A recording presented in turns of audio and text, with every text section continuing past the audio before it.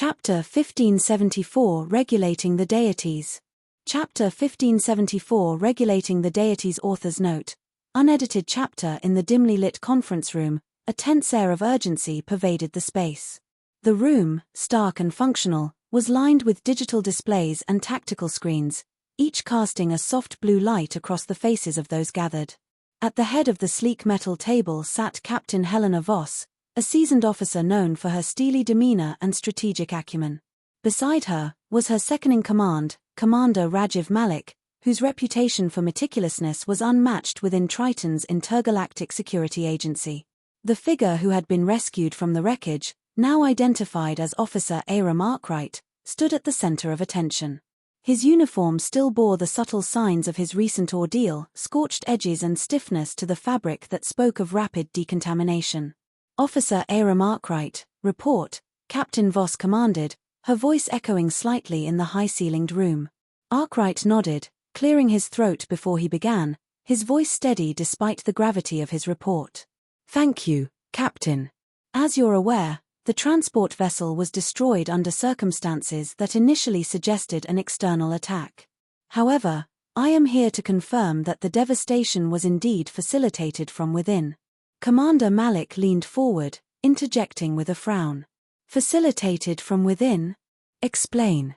Officer Aram Arkwright swallowed, then continued, "The prisoner, Karis, didn't act alone.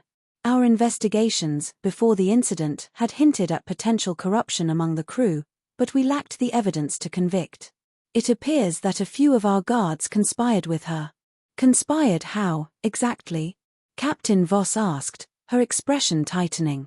"The conspirators provided Karis with unauthorized access to the ship's critical systems.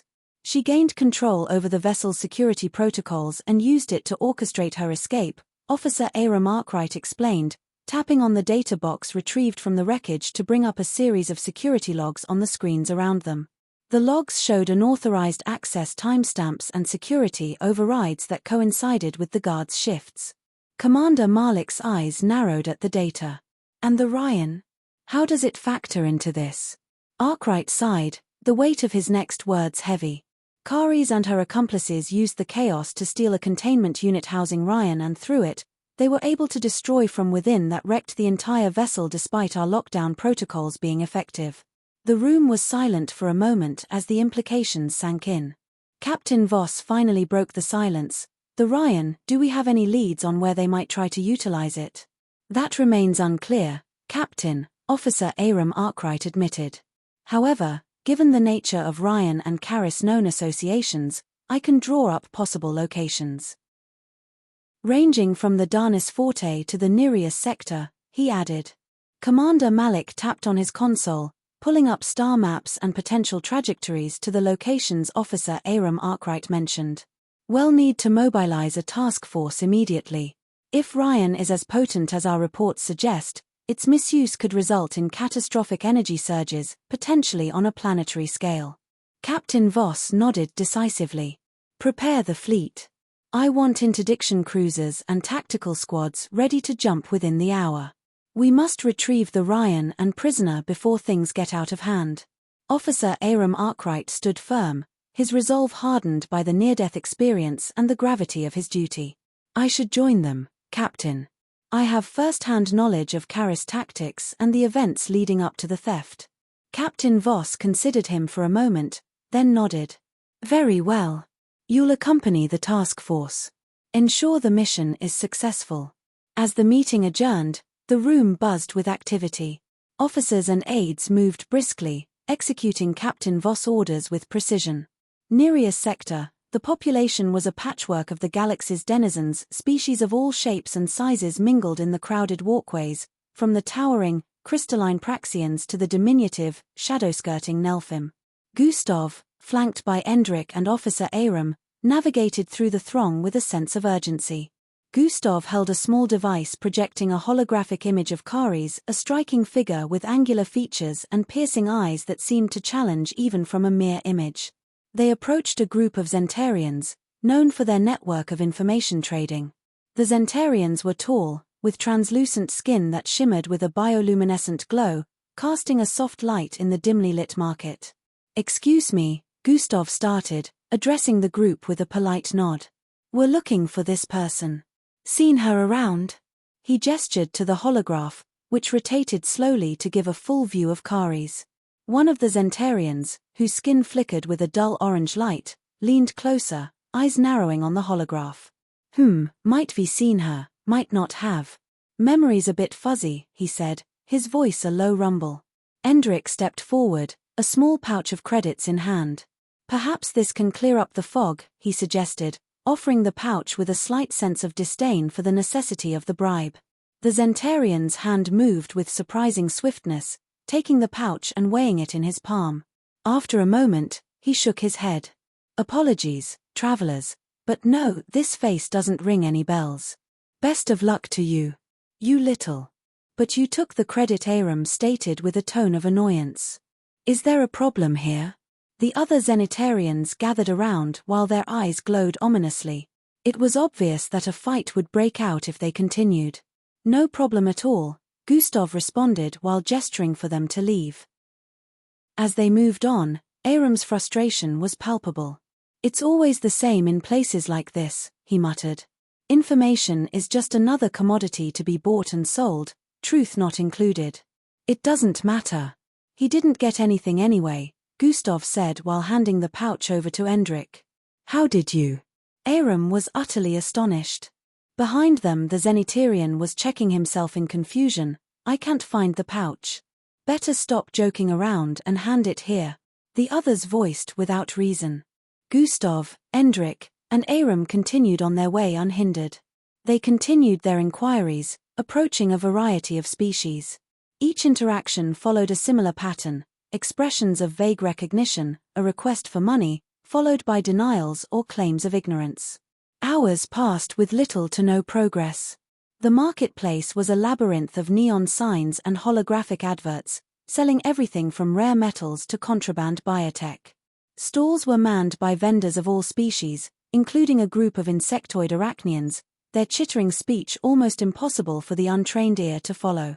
Gustav approached a stall run by a hooded figure whose species was obscured by the shadows of the overhang. "We're looking for this woman," he said, showing the holograph to the hooded vendor.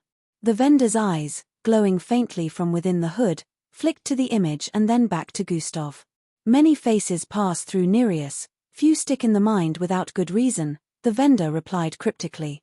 Endrick, less patient now, skipped the niceties of offering a bribe. "She's dangerous and likely looking to trade illegal goods. Any information could prevent serious trouble in your sector." The vendor paused. "You're not from around here, are you? Every being within the Nereus sector is dangerous. If you don't know that, then you should never have come here. We understand, but if you do have any information for us, we will be grateful," Aram pleaded. "Dangerous individuals often seek the quieter docks. Try the eastern docks during the graveyard shift. Fewer eyes, fewer questions," the vendor voiced out.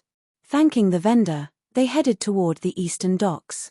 The docks were less crowded, the lighting dimmer, and the atmosphere tenser. There, the air was thick with the electric buzz of potential danger, the shadows deeper and more enveloping. As they made their way through the dimly lit docks, every shadow seemed to promise the appearance of Kari's, yet she remained elusive, a ghost in the vast machine of Nereus. As they moved deeper into the docks, a small, sobbing figure darted out from between two cargo containers.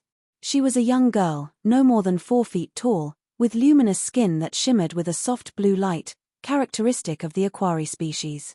Her large, teardrop-shaped eyes were filled with fear, and a gash on her arm glowed with phosphorescent blood that dripped to the metallic floor. Ignoring and outright avoiding the child, the others around there continued with their tasks, indifferent to her plight. The child, desperate and terrified, spotted Gustav and ran to him, her small hands clutching at the fabric of his jacket.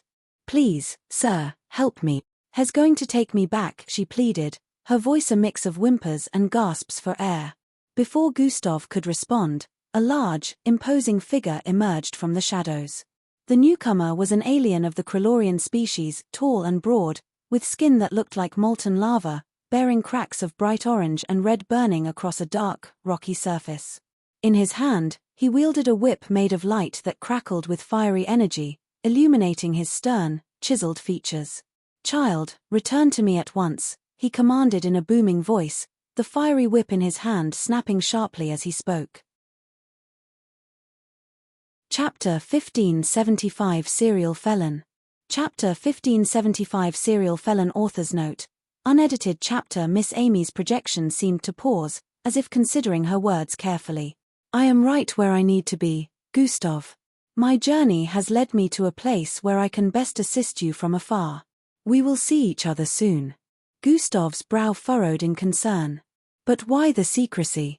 What's happening?" Miss Amy's eyes softened. "There are forces at play that require careful navigation. You must trust me, as you always have. Remain focused." Gustav nodded reluctantly. "All right, Miss Amy. I just wish I knew more." Miss Amy's projection began to fade slightly, her form becoming more ethereal. "You will, in time. For now, rest and regain your strength. You're almost there." Gustav watched as her projection vanished, leaving him alone in the chamber. He took a deep breath, the weight of her words settling over him. Despite her assurance, he still felt unease. He exited the chamber and made his way to the adjacent quarters where Stark was resting. The spacious room was filled with an array of food and comfortable seating areas. Stark looked up as Gustav entered, a concerned expression on his face. "How did it go?" Stark asked, setting aside a plate of fruit. Gustav sighed, collapsing into a chair. "I'm getting closer. Miss Amy says I will be ready once I am able to maintain it for up to 30 minutes. Stark nodded. "You'll get there." Gustav leaned back, closing his eyes for a moment. "Thanks, Stark. I appreciate the support. But there's something else bothering me. Miss Amy won't tell me where she is or why she's hiding." Stark frowned. "I noticed that as well. Do you think something is up?" Gustav's eyes narrowed. "I am 100% sure something is up, but she doesn't want me to know. She did say we'll see each other soon and that I just have to trust her." Stark leaned forward, resting his elbows on his knees. "Maybe you do. I mean, she is the most powerful person we know, right?" Gustav nodded while rubbing his temples. "That is true." The two friends settled into a companionable silence for a bit as Gustav closed his eyes. He let his mind drift, focusing on the connection between his soul, mental form, and body. He could still feel the echo of the golden body within him. Gustav found himself in the midst of a crumbling city, buildings shattered and fires raging all around. The sky was dark, filled with swirling clouds of ash and smoke. The air was thick with the stench of destruction and despair. Before him, Angie stood with her form half black and half white. Horns protruded from her forehead in a grotesque, upside-down fashion. Her eyes burned with an intensity that Gustav had never seen before. She was locked in a fierce battle with Jack, the world's most powerful mixed blood. Jack's aura radiated with pure, unbridled power that caused the world to tremble as he engaged her. With a swift and deadly motion, Angie suddenly severed Jack in two, her blade cutting through him like a knife through butter. At this moment, the world seemed to hold its breath as Jack's body fell to the ground in pieces, and an overwhelming sense of panic spread through the surroundings. The destruction around them intensified, and Gustav's heart pounded in his chest. Suddenly, Angie's eyes locked onto his, and she moved with lightning speed. Before Gustav could react, she was upon him and her blade pierced his chest.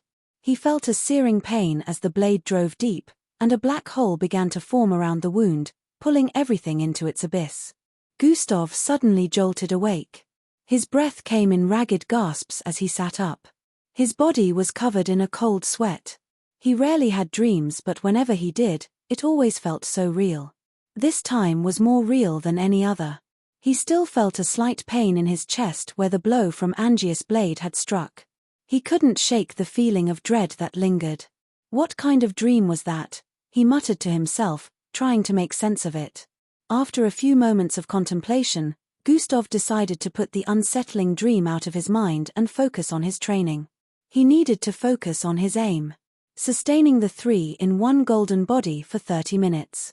With renewed determination, he began his meditation. Meanwhile, in the cold expanse of outer space above Earth, Endrick, Ealdris, and Falco piloted Gustav's spacecraft towards their home planet. The vessel cut through the void like a blade as its engines thrummed softly. The barrier around Earth solidified and visibly appeared at this moment as a transmission crackled through the ship's comm system. "This is MBO Space Control. Identify yourselves and prepare for a scan." "Understood," Eldris replied, his voice calm and steady. "This is the vessel belonging to Exploration Team F number 2110, carrying 3 passengers." Endrick adjusted his disguise, a holographic mask that altered his features. "We can't afford to be recognized, especially me," he said, his voice low. "They know I'm allied with Gustav, so we could be in serious trouble." Falco nodded. "Just stay calm and let Eldris handle the communications. We'll be fine." The ship was soon bathed in a soft blue light as it got scanned. A few tense moments passed as the MBO officers conducted their scan. Finally, the transmission resumed. "Scan complete. You are cleared for entry," the officer said. "Proceed to the designated landing zone." "Thank you, Control." "Proceeding now," Eldris responded. The spacecraft descended smoothly through the atmosphere, breaking through the cloud cover to reveal the sprawling cityscape below. They navigated towards the designated landing zone, a secure facility in the outskirts of Plankton City. As the ship touched down, Endrick adjusted his disguise once more, ensuring it was secure. "Let's hope this works," he muttered. The landing ramp lowered, and the trio stepped out into the bustling facility. MBO officers and personnel moved about, their attention focused on their duties. Eldris and Falco walked confidently, while Endrick did his best to blend in, his holographic disguise altering his appearance to that of an ordinary civilian. "Welcome back to Earth," an officer greeted them, his tone professional but friendly. "Please follow the protocols, and you'll be cleared to enter the city." They nodded and moved through the facility, following the necessary procedures. After a thorough check, they were given the green light to proceed. As they exited the facility, the city spread out before them. "Now what?" Falco asked, glancing at Eldris. "We need to regroup back at ES and figure out our next steps," Eldris replied. "We can't risk being seen too much, especially with Endrick's situation." Endrick nodded in agreement. "Let's move quickly." They navigated the vibrant, futuristic metropolis that thrived on the cutting edge of technology. Hovercars zipped through the air on designated pathways, and the sidewalks were bustling with citizens as well as holographic circles. Soon the trio finally arrived in front of a building. As they approached ES' apartment, which was perched on the 120th floor of a sleek, glass-walled building, he could already sense their approach. EE immediately welcomed them at the door with an expression of disbelief. "Falco, you little son of a gun, come here," EE exclaimed, rushing forward to embrace his long-lost friend. Falco grinned, hugging EE tightly. "It's good to see you too, EE. It's been way too long." Eldris and Endrick watched with smiles on their faces as they reunited. Once inside, the group settled into the spacious living area, which boasted floor-to-ceiling windows offering a breathtaking view of Plankton City. "Tell me everything," EE said, his eyes filled with concern as he looked at all 3 of them. "Why are you back on Earth and without Gustav?" Eldris nodded with a serious expression. "Ria's been captured by the Alliance Corps. They're using him as bait to lure Gustav out." ES' face fell. "I am aware of that and trying to do something about it." He took a deep breath. "You just missed Elevra. She left on an off-planet mission to find the true head of the Gustavo Alliance." "Elevra's on a Gustavo Alliance-related mission?" Endrick asked with an intrigued expression. EE nodded. "She's following a lead that took her to the Outer Rim. She believes the real leader of the Gustavo Alliance might be hiding there. It's risky, but we're determined to find out the truth so we can finally clear Gustav of all charges." Falco's brow furrowed. "But she might be a while and it's just a lead, so it isn't guaranteed. We still need to figure out how to rescue Ria. A breakout might be our only option." EE sighed, rubbing the back of his neck. "Things are tense between the Alliance and Earth right now. The MBO wanted to move Ria to Earth, but the Alliance refused. There are even rumors that the MBO might try to take Ria by force. Chapter 1576 Banishing the Deities. Chapter 1576 Banishing the Deities. Author's note. Unedited chapter. Karis, tell me where the Ryan is, he demanded, his voice echoing slightly in the memory-filled void. Karis lifted her weary eyes to meet his, a spark of defiance still burning within. I can't tell you, Thalos. I won't let you destroy what I've planned. Thalos' frustration was palpable, but he masked it quickly and tried a different angle. Why deny me of my share? This was never the plan, so stop being selfish. Karis shook her head slowly, her voice soft but firm. The Nereus sector cursed me. It made me a criminal. I blame this place for the loss of my child. I won't let anyone else suffer as I have. What I'm doing with the Ryan will make sure nothing like this is repeated. Just leave the Nereus sector for your own sake. Thalos scoffed as his patience wore thin. Tell me where the Ryan is, Karis. This is not a game. Her resolve hardened as she repeated her refusal. No, Thalos. I must finish what I started. At that moment, Thalos burst into laughter, a sound that seemed jarringly out of place in the somber atmosphere. Karis stared at him, confusion and surprise written across her face. Thalos, catching his breath, waved his hand dismissively. I don't need you to tell me, Karis. Look around you. As he spoke, the memories swirling around them began to shift. The images of past tragedies and struggles faded, replaced by more recent memories. Karis watched, horror-struck, as scenes of her arrival in the Nereus sector with the Ryan played out around them. The memories showed where she had headed, whom she had contacted, and even where she had hidden the Ryan, all displayed vividly in the shimmering dimension. Karis' eyes widened with realization and dread. How? Thalos' smile was thin and cold. You see, Karis, the mind, no matter how strong, starts to crack under constant reliving of grief. It opens doors and makes it easy to navigate to the memories I want to see. Your plan, your contacts, the Ryan's location, I know it all now. Karis felt a chill run down her spine as the implications of Thalos' words sank in. Her last defense had been breached, her secrets laid bare not by torture or threats, but by her memories. Thalos continued, his voice now a whisper that seemed to fill the space. You thought you could outsmart everyone, didn't you? Use the Ryan to your satisfaction. But you're just a pawn, Karis. And now, I own the board. Karis, now realizing the extent of her vulnerability, felt a mixture of anger and desperation. You think you've won, Thalos? Thalos nodded slowly, his expression serious. Yes, I have. And I will. The Ryan will be mine, and with it, I will choose to do whatever I please. As the revelation hung heavy between them, Karis' mind raced for solutions, ways to salvage her plan. But with every option seeming to slip through her fingers, her situation felt increasingly hopeless. Thalos, satisfied with the shock and defeat on Karis' face, began to fade from the dimension, his parting words echoing around her, goodbye Karis. Through the intricate and exclusive capabilities of the life signs tracking, Gustav had a unique vantage point. Only he could see Thalos' actions within the dimension of memories, witnessing the revelation of the Ryan's location. Without hesitation, Gustav called everyone together for the revelation. I have the location of the Ryan, Gustav announced, his voice carrying a grave urgency. Thalos just extracted the information from Karis' memories. We need to move, now. He'll be heading there, and if he retrieves the Ryan before us, we're looking at a potential catastrophe. The Triton operatives mobilized instantly, equipment and weapons holstered as coordinative commands echoed through the room.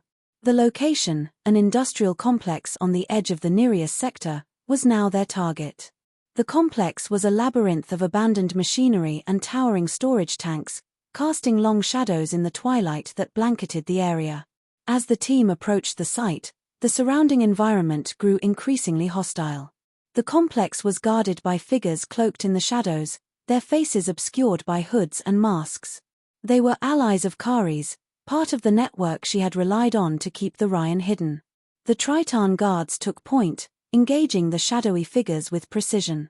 Laser blasts illuminated the dim surroundings in stark bursts of light as the guards advanced, using their supernatural ability dampener to handle the foes.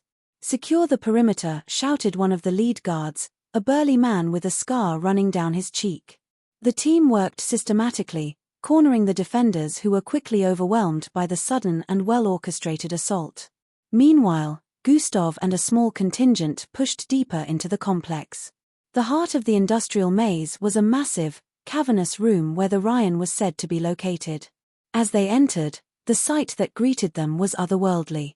The Ryan itself was not a discrete object but appeared as a complex assembly of crystalline structures, fused into the infrastructure of the building.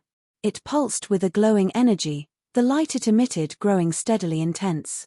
"It's charging up," Gustav observed, his expression tense as he surveyed the setup. "We can't just pull it out.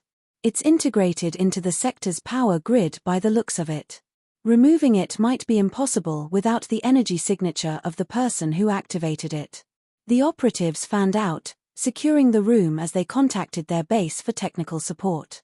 "We need options here," they reported through comlinks, while their gazes were fixed on the pulsating Ryan. Before further strategies could be discussed, a commotion at the entrance signaled a new development. Thalos burst into the vicinity, his face a mask of shock and fury as he beheld the scene before him.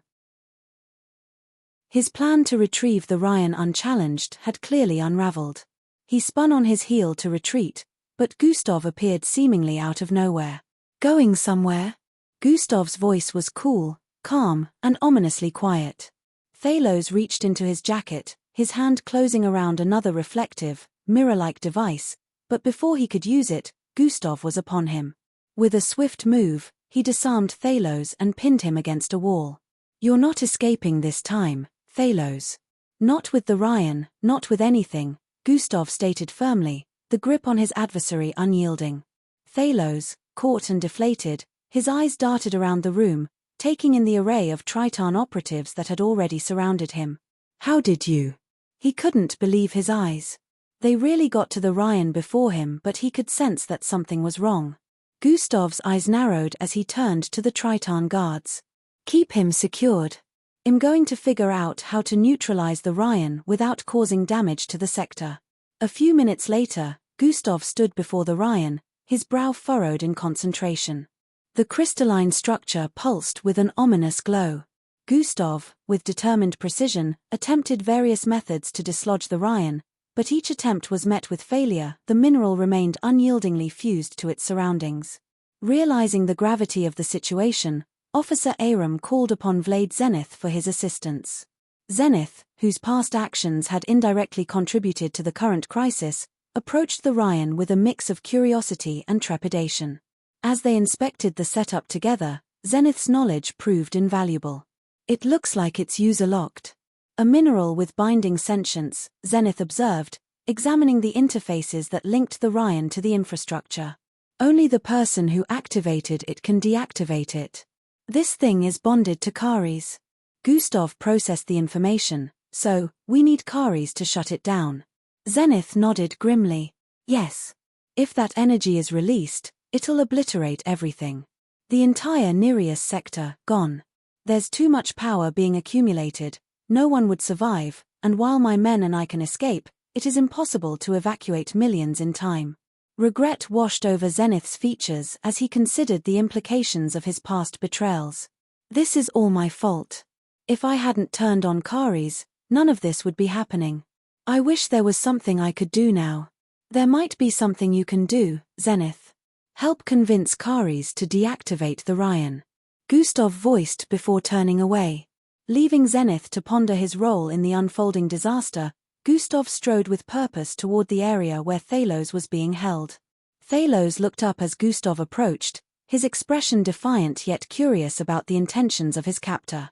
"Thalos, we need Kari's to deactivate the Ryan. It's linked to her, and she's the only one who can shut it down safely," Gustav explained, his tone commanding yet edged with a plea for cooperation. Thalos scoffed, his skepticism clear. "And why would I do that? What's in it for me?" Gustav met his gaze steadily. "Thalos, if that mineral goes off, you'll die along with everyone else.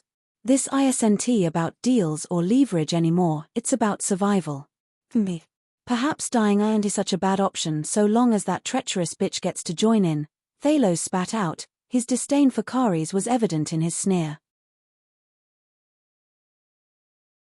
Chapter 1577 I Know What I Must Do. Chapter 1577 I Know What I Must Do. Author's note. Unedited chapter. I am not risking the safety of Earth on the hope that this thing will stay captured.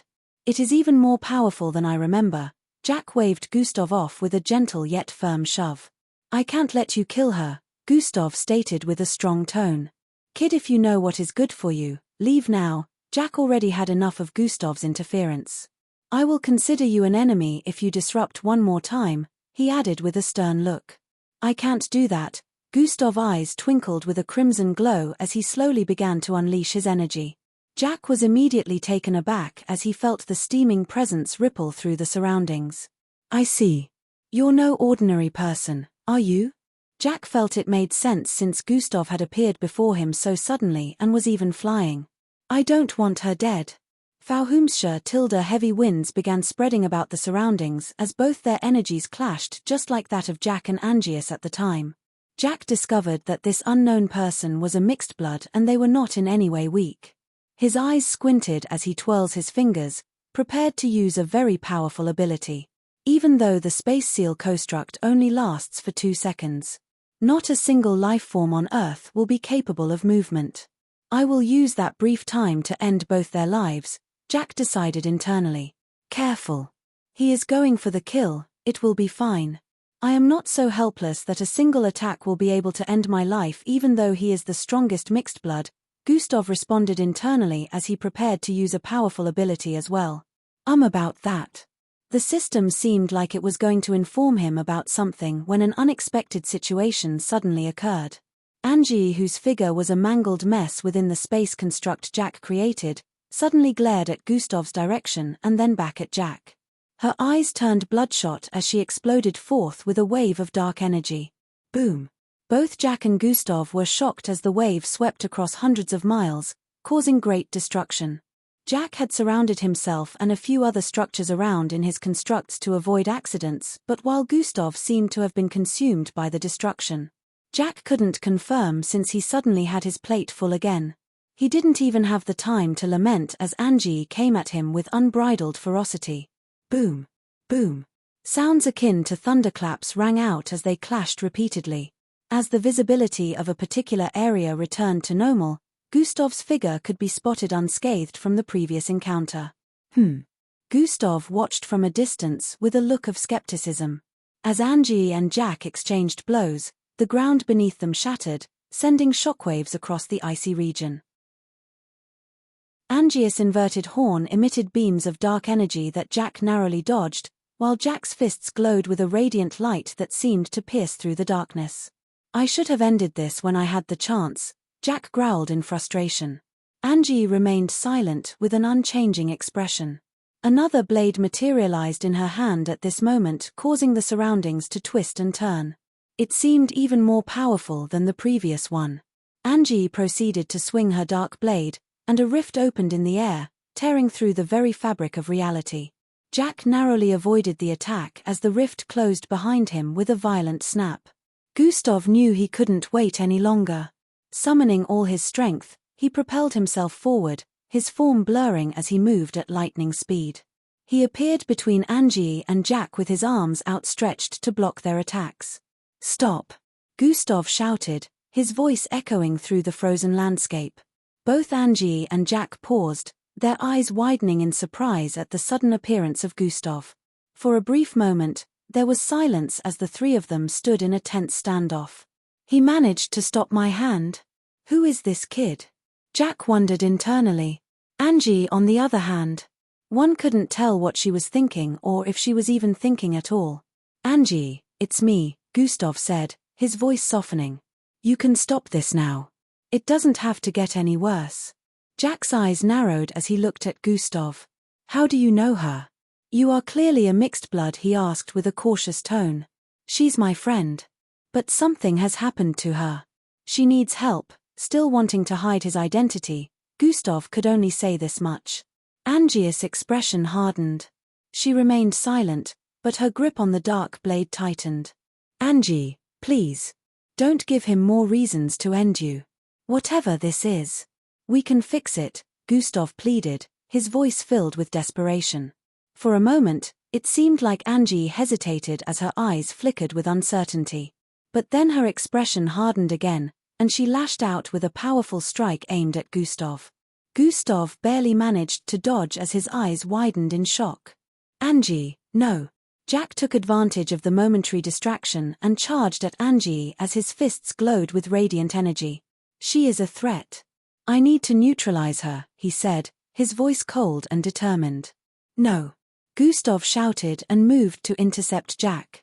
The three of them clashed, their powers creating a blinding display of light and darkness.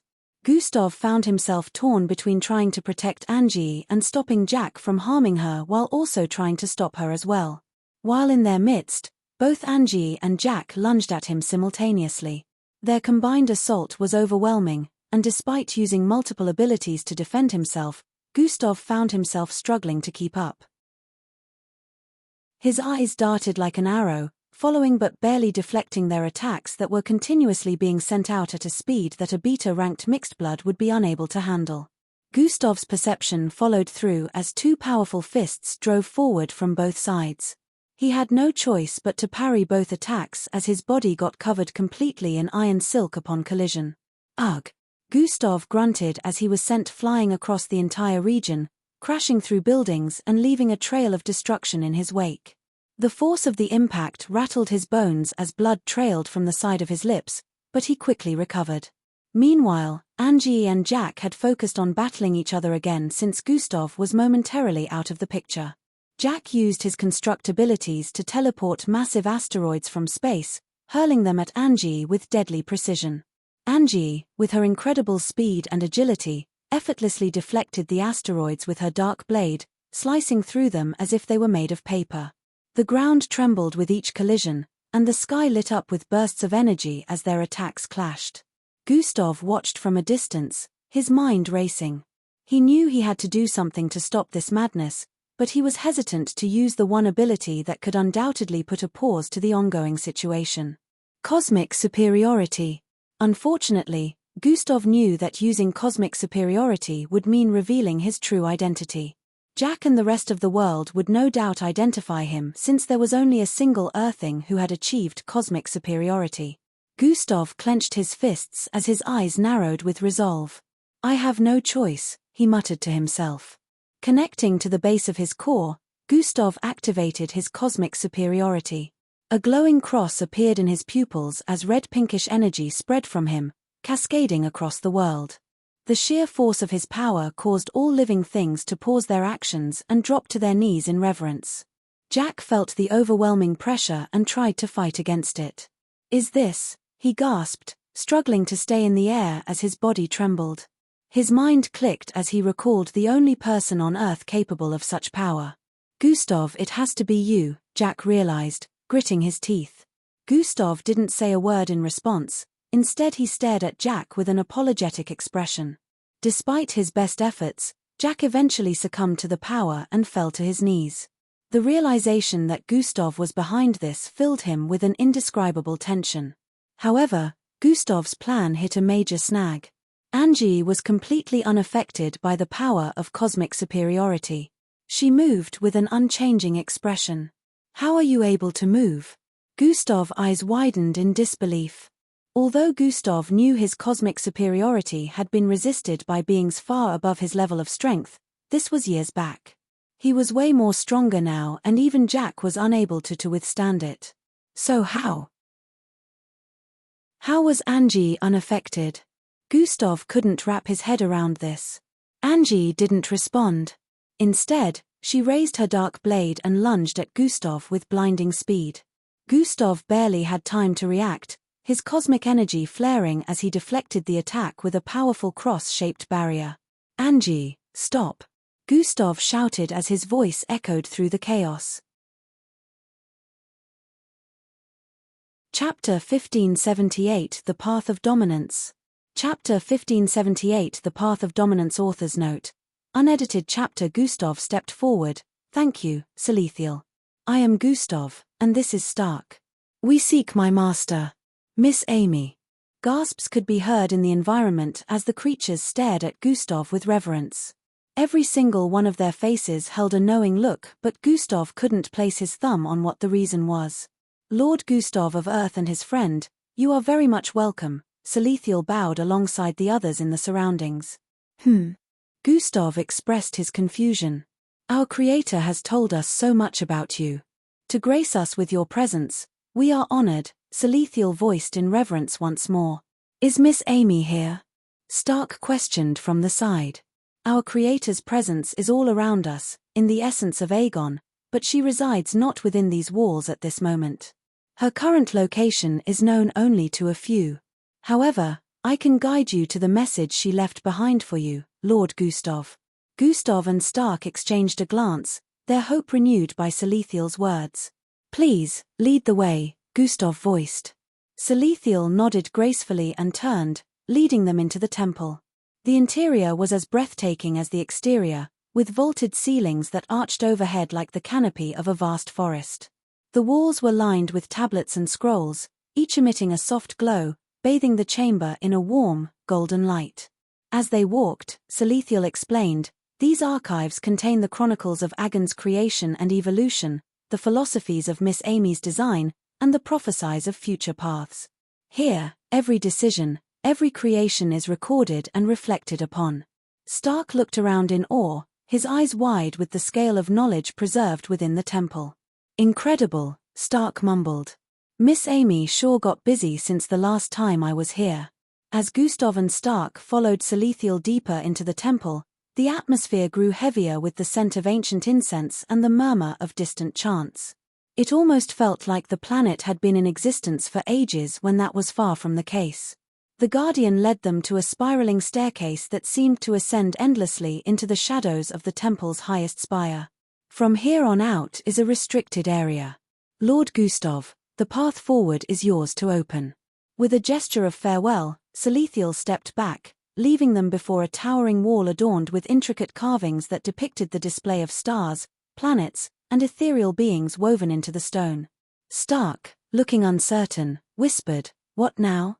How are we to go from here?" Gustav approached the wall, reaching out tentatively.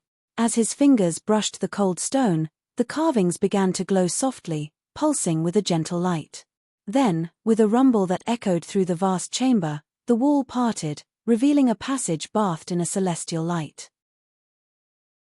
Let's see where this leads, Gustav motioned for Stark to follow. They stepped through the opening into a space that was both majestic and mythical. The chamber beyond was a vast dome, its walls lined with murals that seemed to move subtly, as if alive.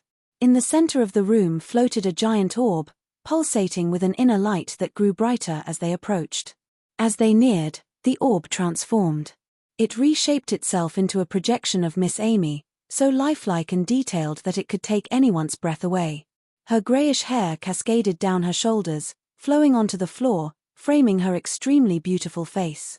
Her figure was draped in a long white gown that accentuated her ethereal presence and yet couldn't hide her glamorous curves. "Hey kiddo," her voice filled the chamber, warm and familiar. "If you're seeing this, then you made it.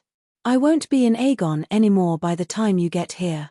Gustav and Stark stood transfixed as she continued, her image flickering like a candle in the wind. "After my return from the intergalactic ISOP, a mysterious visitor came to me. They had a tablet with them and gave me a set of instructions about you, Gustav." Stark glanced at Gustav, his face etched with curiosity and concern, but Gustav's eyes were locked on the projection, absorbing every word. "A tablet? That sounds like..." Gustav recalled a certain occurrence back on planet Gohertak while focusing on Miss Amy's next words. This visitor, they knew things, Gustav. Things about specific points in time relating to the challenges we are to face. The instructions were clear. I had to leave Aegon to make some changes, but I ensured that when you arrived, you'd find what you need. The projection paused as if giving them a moment to digest the information. "I've set in motion events that will lead you to the answers you seek." As the projection of Miss Amy faded away, the environment around Gustav and Stark began to warp and change. The once majestic temple-like space transformed dramatically into a vast, open chamber that appeared almost virtual, its boundaries stretching into a blurred horizon. The entrance through which they had arrived disappeared, sealing them inside the newly formed arena. In the center of the chamber, a massive statue materialized, rivaling the size of the Statue of Liberty. Its features were stern and imposing, with eyes that glowed a deep, fiery red and a mouth poised as if ready to unleash fury. Miss Amy's voice echoed, "Good luck, kiddo." Before Gustav could respond, her presence vanished completely, leaving only her final words echoing through the space. Stark, looking around bewildered, turned to Gustav. "What now? This looks like some kind of trial." Before Gustav could reply, the air tensed with a palpable charge, a hum of energy that grew in intensity. Reacting instantly, Gustav grabbed Stark and dove to the side as a red beam of energy blasted from the statue's mouth, scorching the ground where they had just stood. The residual heat from the beam left them with minor scalds despite evading direct contact. "Stark, it's not safe for you here. This trial is meant for me," Gustav stated. "Looks like there's no way out now. We're in this together," Stark responded firmly. As they spoke, the statue attacked once more. A massive milky-colored sword appeared in Gustav's grasp as he activated atomic disintegration to parry the beam. Raising the sword before him and Stark, the beam collided with intensity, pushing Gustav backward and causing his feet to draw lines across the ground. Bang! Before Gustav could manage to fend it off, the beam exploded with a higher intensity, causing him to get blasted backward. "Gustav!" Stark yelled and ran towards Gustav after noticing that Gustav was now missing his right arm. Another beam shot out before Stark could close in on him and they were both forced to evade once more.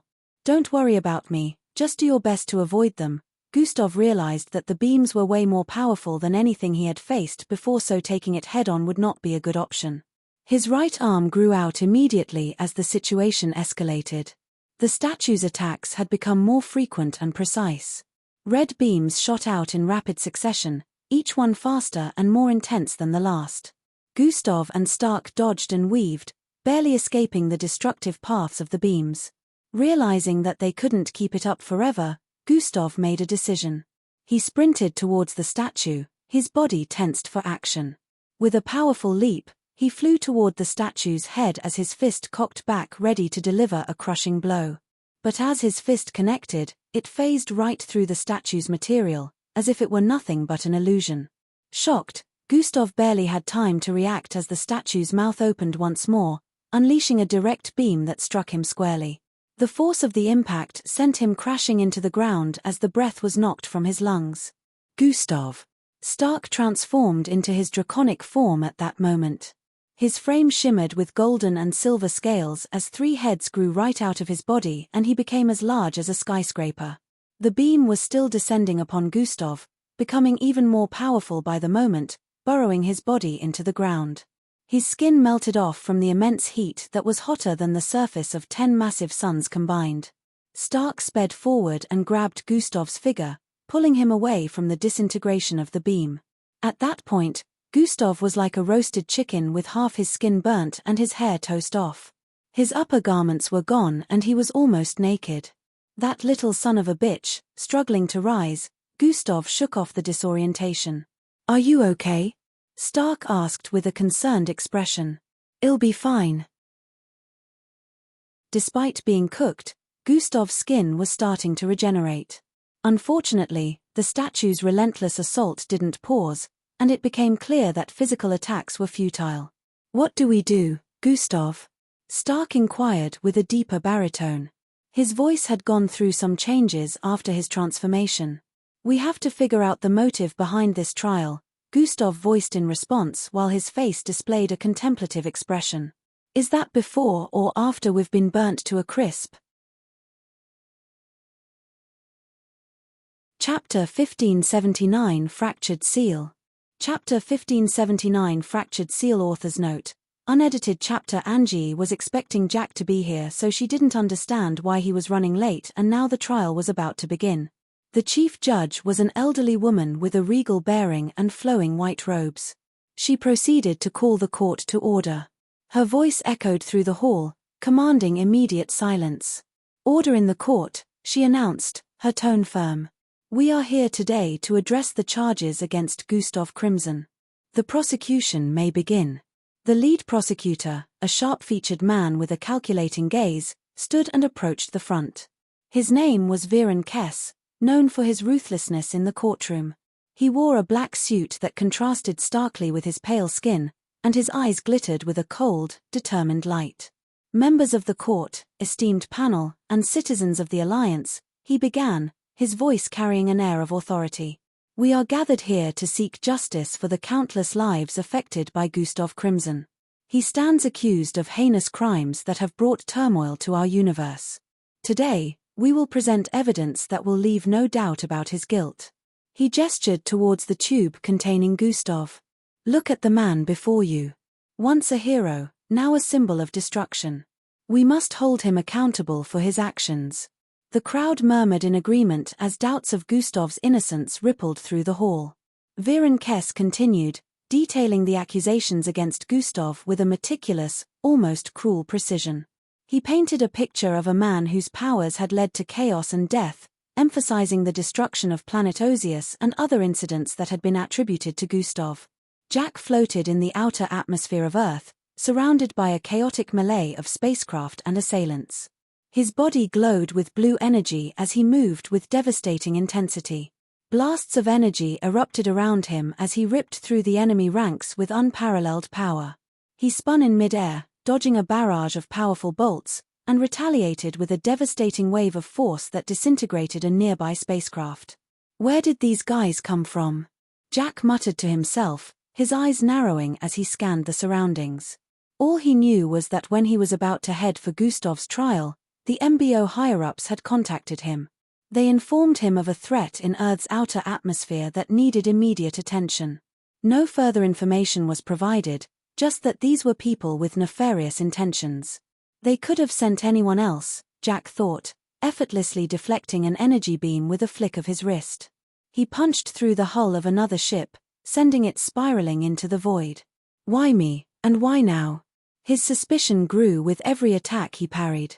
The timing was too perfect. This has to be a delay tactic, he mused, realizing the MBO's ploy. They knew he was on Gustav's side, and by keeping him occupied, they ensured he missed the trial. Everyone knew that Jack was someone who followed the rules and obeyed commands, so this was a tactic that was most likely to work. Nice try, Jack said aloud with a growl of determination. But you can only delay me, not stop me. As if responding to his thoughts, the assailants intensified their assault. A group of them, humanoid and beast alike, converged their powers, combining their abilities into a massive net of energy. The net crackled with ominous power as it hurtled toward Jack. Before he could react, the net ensnared him, the energy tendrils wrapping tightly around his form. Jack struggled against the binding force, his muscles straining as he tried to break free. Got you now. One of the assailants, who was a reptilian figure, sneered with glowing red eyes. Let's see how powerful you really are. Jack's eyes blazed with fury. You think this will hold me? He roared, his voice echoing through the void. With a surge of raw power, he pushed against the net while the energy around him flared brighter. The net tightened in response as if it was absorbing energy from him. It's not just about strength, another assailant who happened to be a mixed blood with cybernetic looks, voiced. Viren Kess stood at the center of the courtroom, his presence commanding and his voice steady. He had already detailed a long list of accusations against Gustav, but he wasn't done. Furthermore, he continued, Gustav Crimson did not turn himself in when he was accused. Instead, he eluded the pursuit of the MBO for over a year. This in itself is also a crime. Gasps and murmurs echoed through the hall.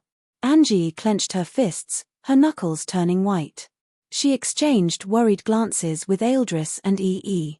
Each of them felt the weight of the accusations piling up against Gustav. Viren Kess wasn't finished.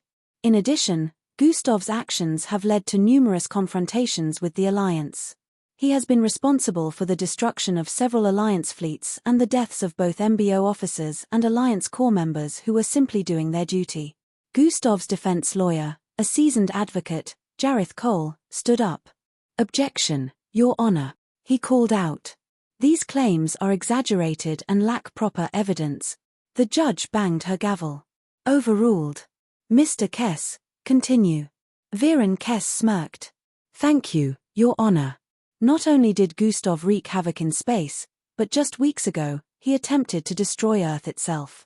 Were it not for the intervention of Jack, the world's strongest, who then took Gustav into custody, we would not be here today. The hall erupted in a combination of gasps and murmurs. People leaned toward each other, whispering in disbelief. Jareth Cole rose to his feet once more. Objection, Your Honor. This is a blatant lie. Jack can testify to the truth. Viren Kess turned towards her with a triumphant smile. Then let's call upon Jack to testify, he said with his tone dripping in confidence. He looked towards the judge. Your Honor, I request that Jack be brought forward to verify these claims. The judge nodded. Agreed. Please bring Jack forward. Everyone in the hall turned expectantly towards the entrance, but Jack was nowhere to be found. An uneasy silence settled over the room. Angie's heart pounded in her chest. She looked to Ealdris and Falco, her eyes wide with worry. Where is he? She whispered. Falco shook his head. I don't know, but if he doesn't show up soon, things could get even worse. Viren Kess seized the moment. It seems that Jack is unavailable. Convenient, I senti it, he said, his voice carrying a tone of mock concern. Without his testimony, we must proceed based on the evidence and witnesses we have. Jareth Cole stepped forward again. Your Honor, Jack's testimony is crucial to this case. If we could wait for a bit. The judge frowned as her patience wore thin. We will proceed. Mr. Kess, you may continue. Viren Kess' smirk grew wider. Thank you, Your Honor. He turned back to the court. I will now bring forward several witnesses who have first-hand accounts of Gustav's crimes.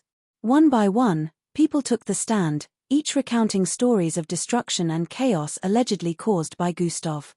Each story was more damning than the last, and it was clear that many of these witnesses were either coerced or lying outright. However, there was little they could do about this. Angie could barely contain herself. She wanted to scream, to shout the truth, but she knew that any outburst could make things worse. Jareth Cole did his best to cross-examine the witnesses, poking holes in their stories and highlighting inconsistencies, but the damage was done. The jury, and the public watching the live broadcast, were swayed by the sheer volume of accusations. Viren Kess gave a final statement. Ladies and gentlemen of the jury, it is clear that Gustav Crimson is a danger to our society. His refusal to submit to justice, his violent confrontations with our forces, and his attempts to destroy our very planet all point to one conclusion: he must be held accountable for his actions. Deep in space, a strange calm washed over Jack as he thought of a way out. He couldn't afford to waste time here. The trial was too important to miss. He needed to break free and fast. All right, he muttered to himself, let's see how much power you can really take. Drawing on the deepest reserves of his strength, Jack concentrated his energy on a single area. The air around him crackled with electricity as he suddenly burst forth with unprecedented energy. The tendrils tightened and strained, then began to tear under the pressure of absorbing way too much energy. The assailants watched in shock as Jack's aura expanded, growing more intense by the second. Impossible, the reptilian leader hissed, trying to reinforce the net. They begin to feel the energy choke them as overbearing pressure swept across the surroundings from Jack's position. With a final, explosive burst of energy, Jack shattered the net, sending shards of energy flying in all directions. Chapter 1580 The Ritualistic Ploy. Chapter 1580 The Ritualistic Ploy. Author's note. Unedited chapter. Miss Amy's projection seemed to pause, as if considering her words carefully. I am right where I need to be, Gustav. My journey has led me to a place where I can best assist you from afar. We will see each other soon. Gustav's brow furrowed in concern. But why the secrecy? What's happening? Miss Amy's eyes softened. There are forces at play that require careful navigation. You must trust me, as you always have. Remain focused.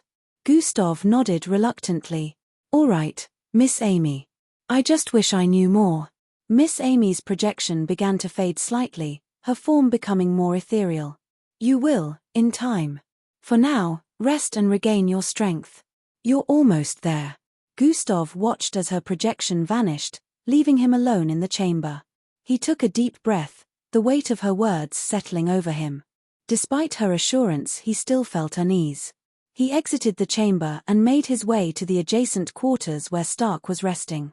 The spacious room was filled with an array of food and comfortable seating areas. Stark looked up as Gustav entered, a concerned expression on his face. How did it go? Stark asked, setting aside a plate of fruit. Gustav sighed, collapsing into a chair. I'm getting closer. Miss Amy says I will be ready once I am able to maintain it for up to 30 minutes. Stark nodded. You'll get there. Gustav leaned back, closing his eyes for a moment. Thanks, Stark. I appreciate the support. But there's something else bothering me. Miss Amy won't tell me where she is or why she's hiding. Stark frowned. I noticed that as well. Do you think something is up? Gustav's eyes narrowed. I am 100% sure something is up, but she doesn't want me to know. She did say we'll see each other soon and that I just have to trust her. Stark leaned forward, resting his elbows on his knees. Maybe you do.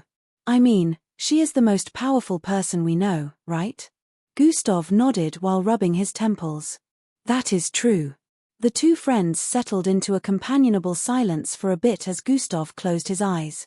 He let his mind drift, focusing on the connection between his soul, mental form, and body.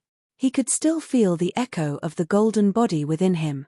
Gustav found himself in the midst of a crumbling city, buildings shattered and fires raging all around. The sky was dark, filled with swirling clouds of ash and smoke. The air was thick with the stench of destruction and despair. Before him, Angie stood with her form half black and half white. Horns protruded from her forehead in a grotesque, upside-down fashion. Her eyes burned with an intensity that Gustav had never seen before. She was locked in a fierce battle with Jack, the world's most powerful mixed blood. Jack's aura radiated with pure, unbridled power that caused the world to tremble as he engaged her. With a swift and deadly motion, Angie suddenly severed Jack in two, her blade cutting through him like a knife through butter. At this moment, the world seemed to hold its breath as Jack's body fell to the ground in pieces, and an overwhelming sense of panic spread through the surroundings. The destruction around them intensified, and Gustav's heart pounded in his chest. Suddenly, Angie's eyes locked onto his, and she moved with lightning speed. Before Gustav could react, she was upon him and her blade pierced his chest. He felt a searing pain as the blade drove deep, and a black hole began to form around the wound, pulling everything into its abyss. Gustav suddenly jolted awake. His breath came in ragged gasps as he sat up. His body was covered in a cold sweat. He rarely had dreams, but whenever he did, it always felt so real. This time was more real than any other. He still felt a slight pain in his chest where the blow from Angie's blade had struck. He couldn't shake the feeling of dread that lingered. What kind of dream was that? He muttered to himself, trying to make sense of it. After a few moments of contemplation, Gustav decided to put the unsettling dream out of his mind and focus on his training. He needed to focus on his aim. Sustaining the 3-in-1 golden body for 30 minutes. With renewed determination, he began his meditation. Meanwhile, in the cold expanse of outer space above Earth, Endrik, Eildris, and Falco piloted Gustav's spacecraft towards their home planet. The vessel cut through the void like a blade as its engines thrummed softly.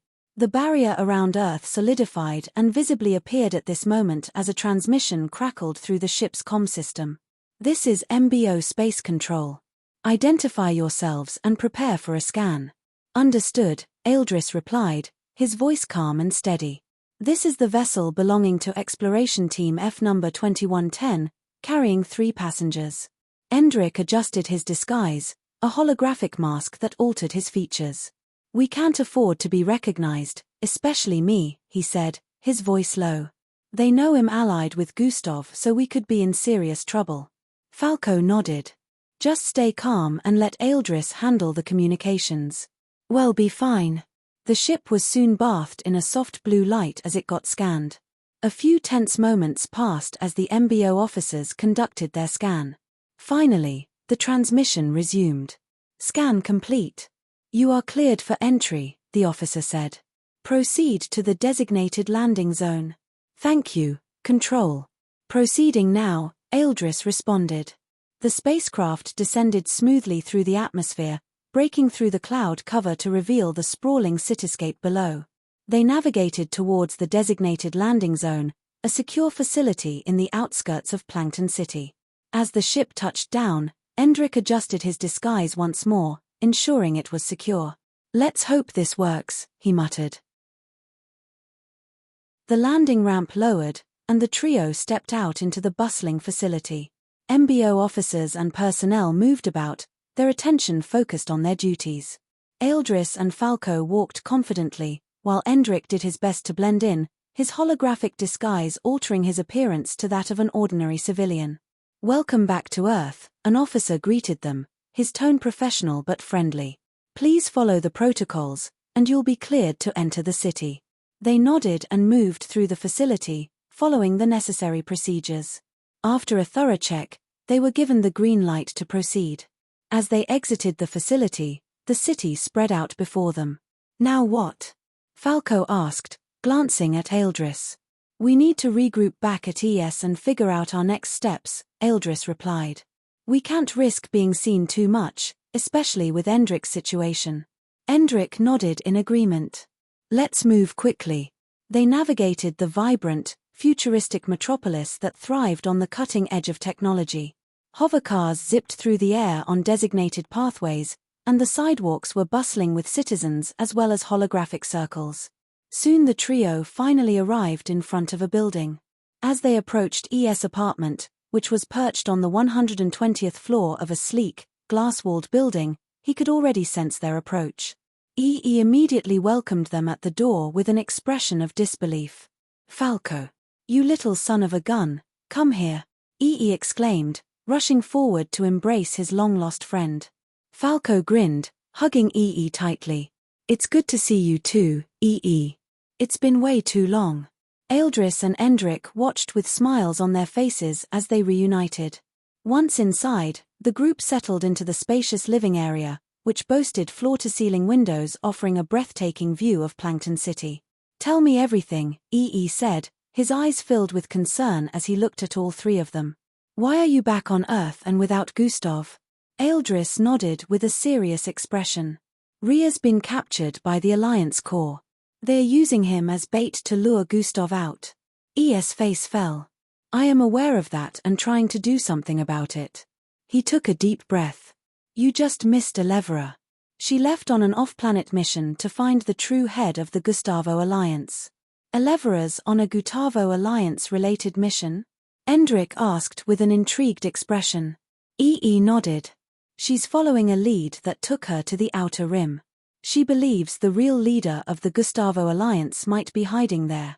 It's risky, but we're determined to find out the truth so we can finally clear Gustav of all charges. Falco's brow furrowed. But she might be a while and it's just a lead so it isn't guaranteed. We still need to figure out how to rescue Ria. A breakout might be our only option. EE sighed, rubbing the back of his neck. Things are tense between the Alliance and Earth right now. The MBO wanted to move Ria to Earth, but the Alliance refused. There are even rumors that the MBO might try to take Ria by force. Chapter 1581 How could you let this happen? 1581 How could you let this happen? Author's note. Unedited chapter. Some had weapons while others had activated their supernatural abilities, ready to face the group. Falco stepped forward as his body emanated a dark aura. Like hell we will. With a wave of his hand, Falco summoned tendrils of dark energy that lashed out towards the approaching guards. The tendrils smashed into the ground, causing the floor to crack and the guards to scatter. Endrick was already thinking ahead. We need to find another way out. There's no way we can fight all of them head-on. Eldris nodded. EE open a vor. Before Eldris could complete his sentence, EE interrupted. I know where they took Rhea. I can sense the link based on the spatial signature, so I know exactly where to open a vortex to. EE announced. Does this mean we can still save him? Falco inquired. I don't know, but we can definitely get to him, EE answered. At the expense of us all getting caught. We need to leave now, Endrick stated with a tone of urgency. I don't want to leave him behind, Falco voiced with a defiant expression. Let's. Eldris was about to give a directive when more Alliance Corp members approached. Their paths were immediately barred as they got surrounded. Falco reacted the fastest by unleashing a wave of dark energy and sending several core members crashing into the barricades. The place immediately turned into a battlefield as they had no choice but to face the Corp members. Endrick waved his hand, causing a large rectangular prison to cleave in two and hurled it at some of the enemies. Bam! It rammed into a few who didn't evade quickly while others leapt over it. They made their way towards Endrick while sending out a bunch of attacks which he raised telekinetic barriers to block. Eldris moved with precision as his eyes glowing, causing the surroundings to dim. The Corp members immediately felt their strength reduce and their sight disoriented as he sneaked behind one of them and sent a palm towards his back. Bang! The Corp member got sent flying with intensity while he moved out of the way to avoid a blazing chain that swept in his direction from another Alliance Corp member. EE concentrated as he opened a swirling red vortexes behind powerful core members who had been causing trouble. They got sucked into it and reappeared in an entirely different location. A Corp member who had been using pyrokinesis managed to escape the tug and sent a jet of purple flames towards EE. EE snapped his finger, opening another vortex right at his blind spot. The flames got consumed and repaired directly above the member. As his purplish flames shot towards him from above, he jumped to the left and a vortex just happened to materialize into existence while he was in mid-air. Foom tilde the vortex consumed him and EE charged forward upon noticing that Endrick had destroyed the invisible walls barricading them in place. That should buy us some time. The group pressed forward, but the number of core members seemed endless. Each enemy's strength was nearly comparable to theirs. Some came close while a few fell short behind the others. The group's coordinate was second to none as they dispatched the Alliance Corps. EE used his vortex to transport those who would take too long to defeat. Falco squared off against a trio of shifters. Their bodies morphing into grotesque forms with enhanced strength. Falco created a massive dark claw that swept across the surroundings with intensity. Although Falco had dubbed down his strength by a lot to avoid some complications, it was still too much for some of the Alliance Corps members to handle. He left gashes across their bodies as he engaged with nimbleness, avoiding all of their attacks and dealing them with unavoidable blows. Endrick, meanwhile, faced off against a teleporter, a woman with striking blue skin and glowing white eyes. She blinked around him, delivering rapid blows that he struggled to deflect. Endrick's blink wasn't as quick as hers and he would always find himself getting hit from blind spots. If it wasn't due to his telekinesis energy wrapped around his figure, she would have left him with a lot of damage. As he blinked to appear behind her, she blinked as well, appearing right behind him with a bat-like weapon swinging towards Endrick's head. Fauhumsam tilde with a surge of telekinetic force, he managed to pin her against a wall, immobilizing her momentarily. We don't have time for this.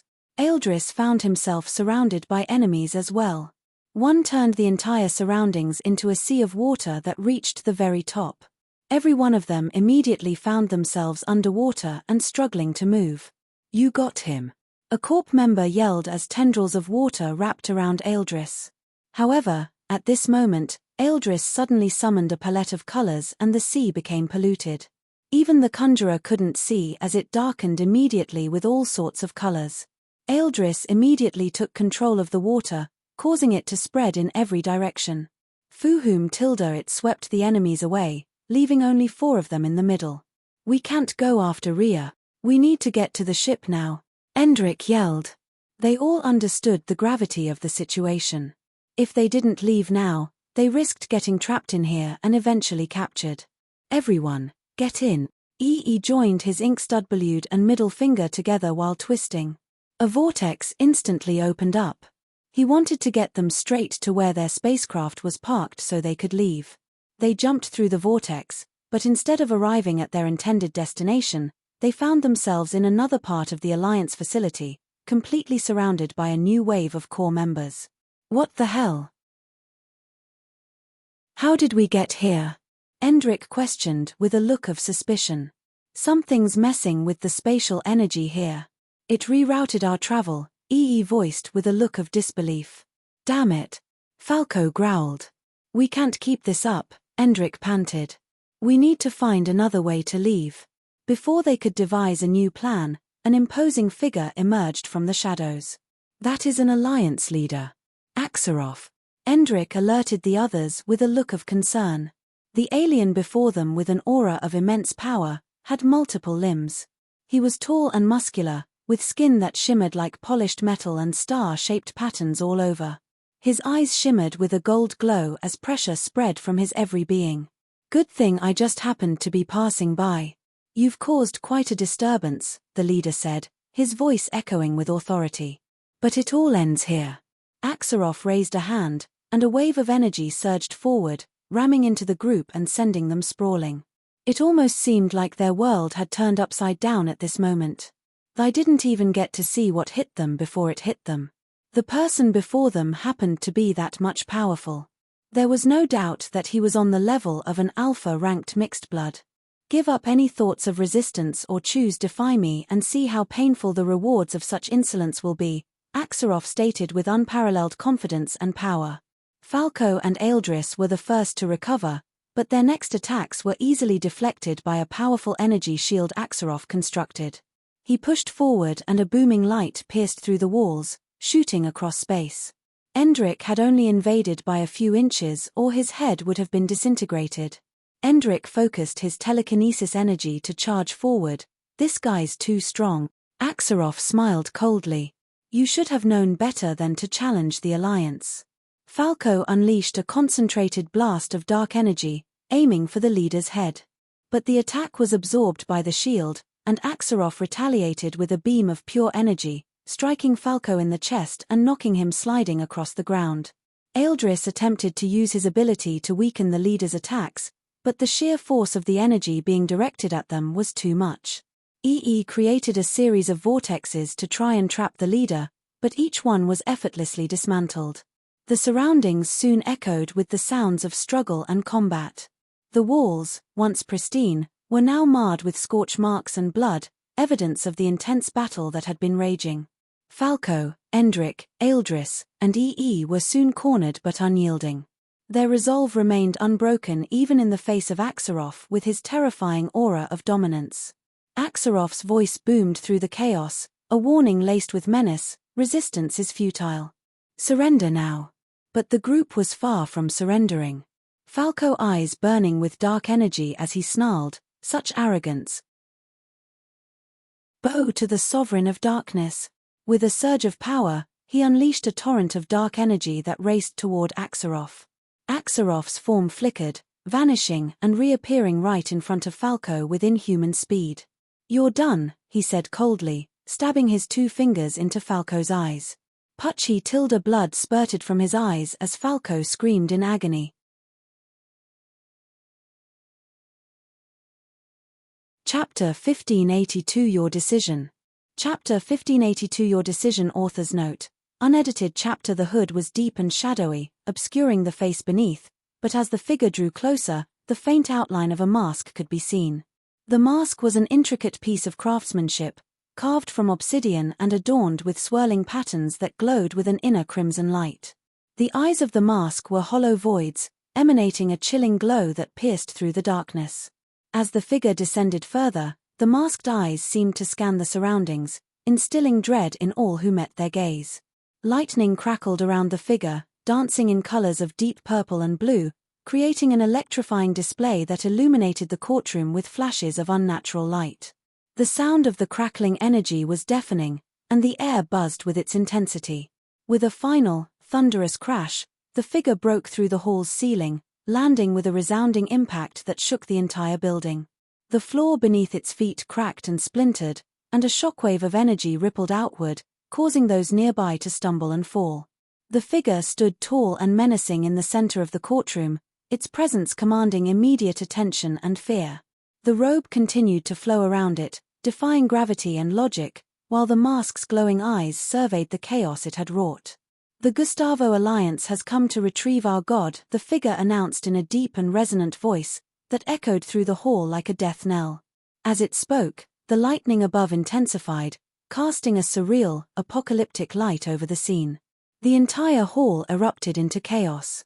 Spectators screamed and scrambled for cover, and security personnel rushed forward to confront the intruder. But the figure raised its hands, summoning a barrier of lightning that repelled them with ease. "Futile," it declared with an air of absolute authority. "We will take back our god and leave this place. Any interference will be met with severe consequences." Angie, Falco, Eldris, and EE sprang into action. "We have to protect Gustav," Angie shouted, her voice filled with determination. Jareth Cole tried to maintain order. "Everyone, stay calm and remain in your seat." But the hooded figure's presence and proclamation had already thrown the courtroom into disarray. The Alliance panel members and the judge looked on in shock, their authority momentarily shattered by the sheer force of the intruder's arrival. Viren Kess, seizing the moment, pointed at Gustav. "See. This is exactly what we've been talking about. Gustav Crimson is undeniably linked to the Gustavo Alliance." Jareth Cole retorted, "This is an orchestrated attempt to frame my client." In the midst of the pandemonium, the masked figure moved toward Gustav, who floated unconscious in the containment tube. "Our god must awaken," the figure intoned. Angie lunged forward, trying to stop the intruder. "No. You can't take him." Swoove tilde her speed was still a far cry from its original level, but no normal person would be able to follow it. She had been the fastest to react to the intruder. "Unfortunately. Pa." The figure swatted her away with a wave of its hand, sending her crashing into the wall in the distance. "Do not interfere. It's that guy from before." Endrick recalled the Gustavo Alliance member they battled with on the planet where Gustav's spacecraft underwent repair. Falco summoned a wave of dark energy, directing it at the intruder. "Get away from him," he roared. The masked figure turned, raising a barrier to deflect the attack. "Meaningless. Haven't we done this before? You are all mere mortals. You cannot stop the will of the Gustavo Alliance." Viren Kess continued to use the chaos to his advantage. "Ladies and gentlemen, I implore you to see the truth. Gustav Crimson is the leader of this terror." Jareth Cole, undeterred, shouted back, "This is a staged attack. Do not be deceived. Be reduced to ash. All those who would slander our god," the figure voiced out while pointing at the prosecutor. The prosecutor's eyes widened in terror as a powerful lightning bolt descended from the skies above. Outside the courtroom, the media scrambled to report on the unprecedented events. The cut live feeds only fueled speculation and conspiracy theories. The world watched in horror and fascination, unaware of the true stakes within the hall. Thra. After the powerful lightning descended, the courthouse became a scene of utter chaos. Dust and debris filled the air, and the sound of shouts reverberated through the vast hall. Everyone had expected the prosecutor to be reduced to ash, but when the dust died down, Jack could be seen in the initial position of the prosecutor. Meanwhile, the prosecutor was in an entirely different position. Jack stood poised, ready to confront the unexpected guest who had descended from the crack in the sky. The figure, cloaked in dark robes and a menacing mask, seemed unfazed by the feat Jack had just displayed. More figures began to emerge from the crack above, each one draped in robes bearing the Gustavo Alliance sigil. They descended with an eerie fluidity, surrounding Jack and positioning themselves around Gustav's containment tube. The atmosphere grew tense, the air thick with impending violence. Jack's presence spread wide, releasing an aura of power and authority. "Only one will be left alive when I am done with you lots," he declared, his voice resonating with an unyielding threat. The Gustavo Alliance members showed no fear. Their resolve remained unwavering as they tightened their circle around Jack. Several moved closer to Gustav's tube, ready to make contact and take him away. The tension reached a fever pitch, and it seemed like the situation was about to explode into a full-blown battle. Just as a member of the Gustavo Alliance reached out to touch the tube, a blinding golden light erupted from within. Gustav's body turned a radiant gold, emitting a powerful blast of energy that swept across the hall. The closest person was sent flying, crashing into the far wall with a sickening thud. Others around Gustav were thrown back, their bodies slamming into the crumbling walls of the hall. The sheer force of the blast caused the walls of the courthouse to crack and crumble, sending chunks of stone and metal raining down. The entire structure groaned under the strain, and the once grand hall was reduced to a scene of utter devastation. Amidst the rubble, Gustav floated in place. His 3-in-1 golden body was activated. He radiating with an aura of unmatched power and authority. Quiet down, Gustav's voice boomed, not just in the hall but across the entire earth. Every living being heard his command in their minds, a voice that brooked no disobedience. The chaos halted, and a stunned silence fell over the scene. Even the most hardened warriors of the Gustavo Alliance were left in awe, their confidence shaken by the display of raw power before them. The hall was stoked with powerful figures, ranging from MBO officers to the alien spectators to the Alliance leaders, and yet not a single one of them could deny the chill that permeated their bodies. "It is time I reminded you lot of who you are dealing with," Gustav's voice echoed, carrying a weight that demanded absolute attention. Jack, though prepared for battle, couldn't help but be impressed by the sudden turn of events. He stepped back, allowing Gustav to take center stage. The members of the Gustavo Alliance hesitated, uncertainty creeping into their eyes as they faced the radiant figure before them. Gustav surveyed the scene with a mix of amusement and disdain. "You really had the audacity to hold a trial for me while I was unconscious, unable to participate in my own defense."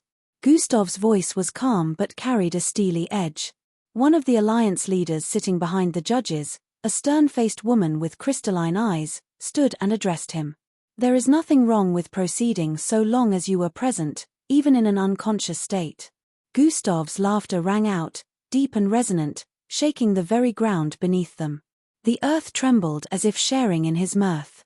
His grim expressions on the faces of everyone in the surroundings increased the longer he laughed.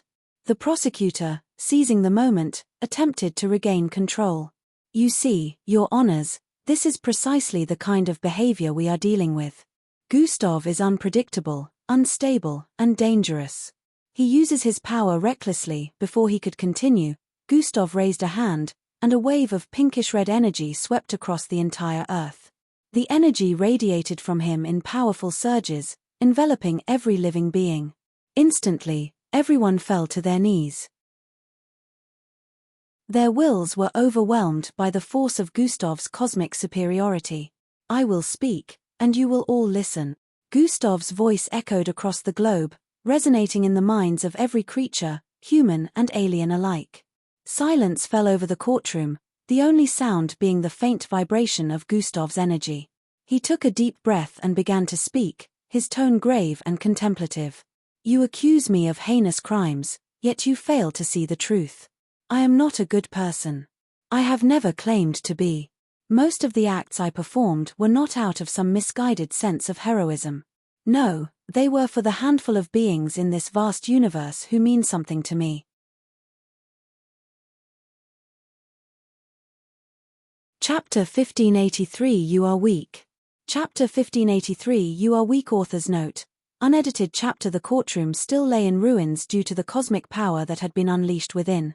Debris and rubble were strewn across the floor with scorched patches marked in Gustav's position. Despite the destruction, a sense of awe permeated the air. Spectators ranging from MBO officers to aliens, important dignitaries to Alliance leaders, all stood in silent reverence, their gazes fixed on the central figure who made the entire world freeze. In the midst of this chaotic scene, Gustav stood with his arm wrapped protectively around Angie. After a moment of stunned silence, the judge regained her composure and raised the gavel. Her voice, though trembling slightly, carried the weight of finality. "In light of the evidence and the actions witnessed here today, I declare Gustav Crimson innocent of all charges." The sound of the gavel striking the surface echoed through the courtroom, a signal that justice had been served. MBO officers moved swiftly with looks of urgency as they began to cater to the tied-up Gustavo Alliance members on the ground. The Gustavo Alliance members, once a formidable threat, were now powerless. Their supernatural abilities had been rendered useless by the cosmic bindings. As the officers escorted them away, 3 familiar figures made their way through the wreckage toward Gustav. Falco, EE, and Eldris approached, their faces lighting up with relief and joy. The sight of their friend, victorious and vindicated, brought a warmth to their hearts. EE was the first to reach Gustav, throwing his arms around him in a bear hug. "Gustav, you did it. You're finally free." Gustav laughed, the sound rich and full of life. "EE, it's good to see you're alive." EE clapped Gustav on the back with a wide grin on his face. "You were amazing out there, man. I've never seen anything like that before. You really showed them."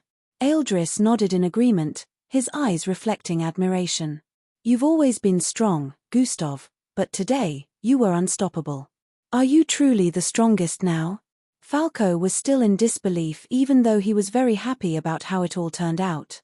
Gustav smiled in gratitude for his friends. "You guys are the best. I am aware of everything you did while I was out. Your support means everything." As they shared a hearty reunion, laughter and light-hearted banter filled the air. The tension that had gripped the courtroom melted away, replaced by a sense of camaraderie and relief. It was a moment of triumph. Gustav's expression grew serious as he turned to face the Alliance leaders, who had been watching the reunion with mixed emotions. "There's something else that needs to be done," he said, his voice firm. "Rhea needs to be freed. Has been held captive for too long. I am sure you know what will happen if I decide to head there myself."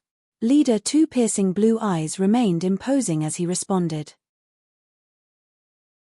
"We promise, Gustav. We will ensure that Rhea is released as soon as possible." Gustav nodded with a steady gaze. "See that it's done. No one ever spoke to the Alliance or world leaders this way. Not even Jack." So this sight was quite shocking, but seeing how Gustav had proclaimed he was now the most powerful on Earth, it made sense for him not to cower to anyone. With that assurance, the tension between Gustav and the Alliance leaders eased slightly. They had witnessed his power, and now they saw his resolve to protect those he cared about. They couldn't truly gauge Gustav's strength, but someone who was able to bring every single person on Earth to their knees wasn't someone that be trifled with. Amid the ruins, Angie turned to Gustav with love and affection gleaming in her eyes. "I'm glad you're okay, Gustav. I've missed you." He looked at her as his heart overflowed with warmth. "I have missed you too, Angie. It's been a really long year without you." Without another word, they leaned into each other, sharing a passionate kiss. Their lips entangled as they softly puckered away with Gustav's arms wrapping around Angie's waist. She wrapped her arms around his neck and glued to his body tightly as the world behind them faded in this passionate moment. It was a kiss filled with all the emotions they had kept bottled up: relief, love, and the promise of a future they would face together. Falco, EE, and Eldris exchanged knowing smiles, their hearts warmed by the sight of their friend's happiness. The courtroom, though still in disarray, felt a little brighter, a little more hopeful. As the kiss ended, Gustav and Angie remained close, their foreheads touching. "What now?" she whispered with a soft tone. Gustav took a deep breath as his gaze swept over the gathered crowd. "There's a lot to do, but the problems of the universe can wait. Let's spend some time together first." The sun was starting to set and the sky painted itself in hues of orange and pink. Gustav and the others gathered outside the courthouse. Falco looked up at the sky. "You know, after all this, I think we deserve a break." EE chuckled. "A break sounds good. Maybe a little vacation? Somewhere far away from cosmic battles and courtroom drama." Eldris nodded thoughtfully. "We should take some time to rest and recharge. But we also need to stay vigilant." Gustav smiled at his friends, grateful for their unwavering support. "A break sounds perfect. We've earned it." The scene outside the courthouse was one of chaos giving way to celebration. Spectators, dignitaries, and MBO officers were milling about, talking in hushed, excited tones, all eyes occasionally darting to Gustav and his friends as they stood together, basking in the aftermath of their victory. Endrik, who had been watching everything from the top of a high-rise building in the distance, decided it was time to move. With a leap, He launched himself off the building. His body traveled in an elongated arc as he flew over multiple buildings lined up across the city. He proceeded to blink in midair and vanished from sight. In the blink of an eye, he reappeared right before Gustav and the others, landing with a light thud. "Big brother." Endrik's voice rang out with a mixture of joy and relief as he rushed forward. Gustav turned just in time to catch his younger brother in a tight embrace. "Hey kiddo," he exclaimed with a voice filled with warmth. They held each other close, their bond as brothers reaffirmed in that heartfelt moment. "It's good to see you," Gustav said, pulling back slightly to look at him. Endrik's eyes sparkled with happiness. "I'm so glad you're safe and finally free of all charges." It wasn't long before others began to join the group. Matilda approached, her eyes bright with emotion as she took in the sight of her friends. "Matilda!" Angie exclaimed while rushing forward to hug her. Matilda embraced Angie tightly, tears spilling down her cheeks. "Angie, it's been too long," she said, her voice choked with emotion. "I thought I'd never see you again." Angie held her friend close, her own tears flowing freely. "I'm here now, and so are you. Although a lot has happened, it all worked out." As the emotional reunion continued, couldn't resist lightening the mood. "You know, Gustav," he said with a mischievous grin, "you must have been so horny since Angie vanished.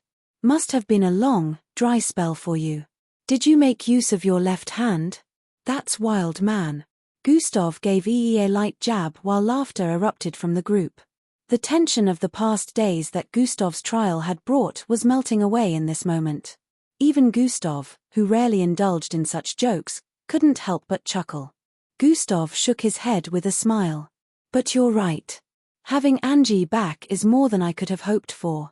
As the laughter subsided, the gathering grew even larger.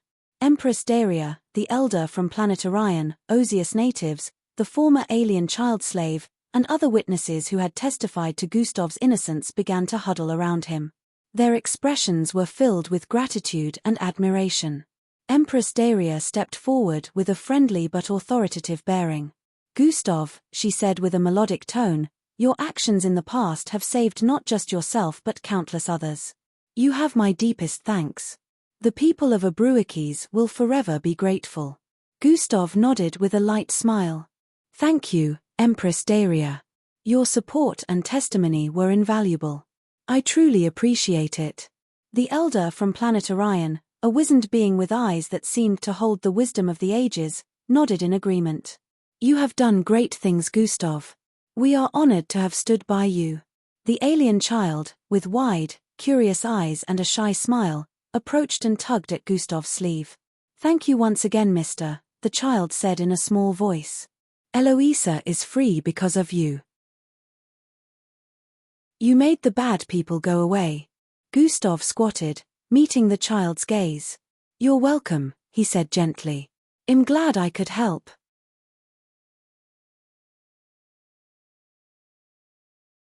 Chapter 1584 Unfortunate Situation. Chapter 1584 Unfortunate Situation. Author's note. Unedited chapter. In cities around the world, people gathered in community centers, schools, and libraries, discussing potential candidates and casting their votes. The energy was electric, a sense of hope and possibility infusing the air. Gustav sat in his penthouse, the holographic interface before him displaying a live feed of the nominations and votes. He and the team he had set up pored over the data, identifying individuals who received strong public support. "Look at this," said one of his advisors, pointing to a name on the screen. "Dr. Patel Martinez, a leading expert in renewable energy. She's been nominated by thousands of people. She seems like the kind of person we need," Gustav agreed. "Let's add her to the shortlist, but I'll interrogate her myself later." As the days passed, the shortlist grew longer. There were doctors, scientists, educators, social workers, and activists from all corners of the globe. Each had a proven track record of dedication and service to humanity. To surprise, he was also included in the list. He didn't expect it, but he already had a lot of votes from people, which quite surprised him as he didn't deem himself popular. What he didn't count was the many missions he had gone on and how he usually engaged people in conversations. He was always heartily willing to help others, and a lot of people both within and outside the MBO knew how easygoing he was. One evening, Gustav sat down with Endrik and EE to review the final list of potential council members. "These are some incredible people," EE remarked while scrolling through the list. "It's amazing to see how many talented and compassionate individuals are out there." Gustav nodded. "Unlike myself, this council has to made up of people who genuinely want to make a difference." The next day, Gustav stood in the grand hall of the temporary headquarters for the newly formed independent council. The room was spacious and modern, filled with natural light streaming through large windows. The atmosphere was a bit tense as the final round of candidate interviews was about to begin. He was flanked by a team of advisors, each one meticulously selected for their expertise in various fields. They had spent days sifting through the nominations, narrowing down the list to the most promising individuals. Today, Gustav would use his keen perception and ability to read others to interrogate the remaining candidates and finalize the council. As the first candidate stepped forward, Gustav gave a reassuring nod to his team. "Let's get started," he said with a calm but authoritative tone. The candidate was a middle-aged woman with a background in environmental science. She introduced herself confidently, her passion for sustainable development evident in her every word. Gustav listened intently, his sharp eyes catching every nuance of her demeanor. "Dr. Patel, what do you see as the biggest challenge in implementing a mandate that wouldn't discriminate against those with low-graded bloodline that have the capacity to work well in such fields?" Gustav asked, leaning forward slightly. Dr. Patel took a deep breath before answering. "The biggest challenge will be the political will and how to keep them safe when they engage in such energy research.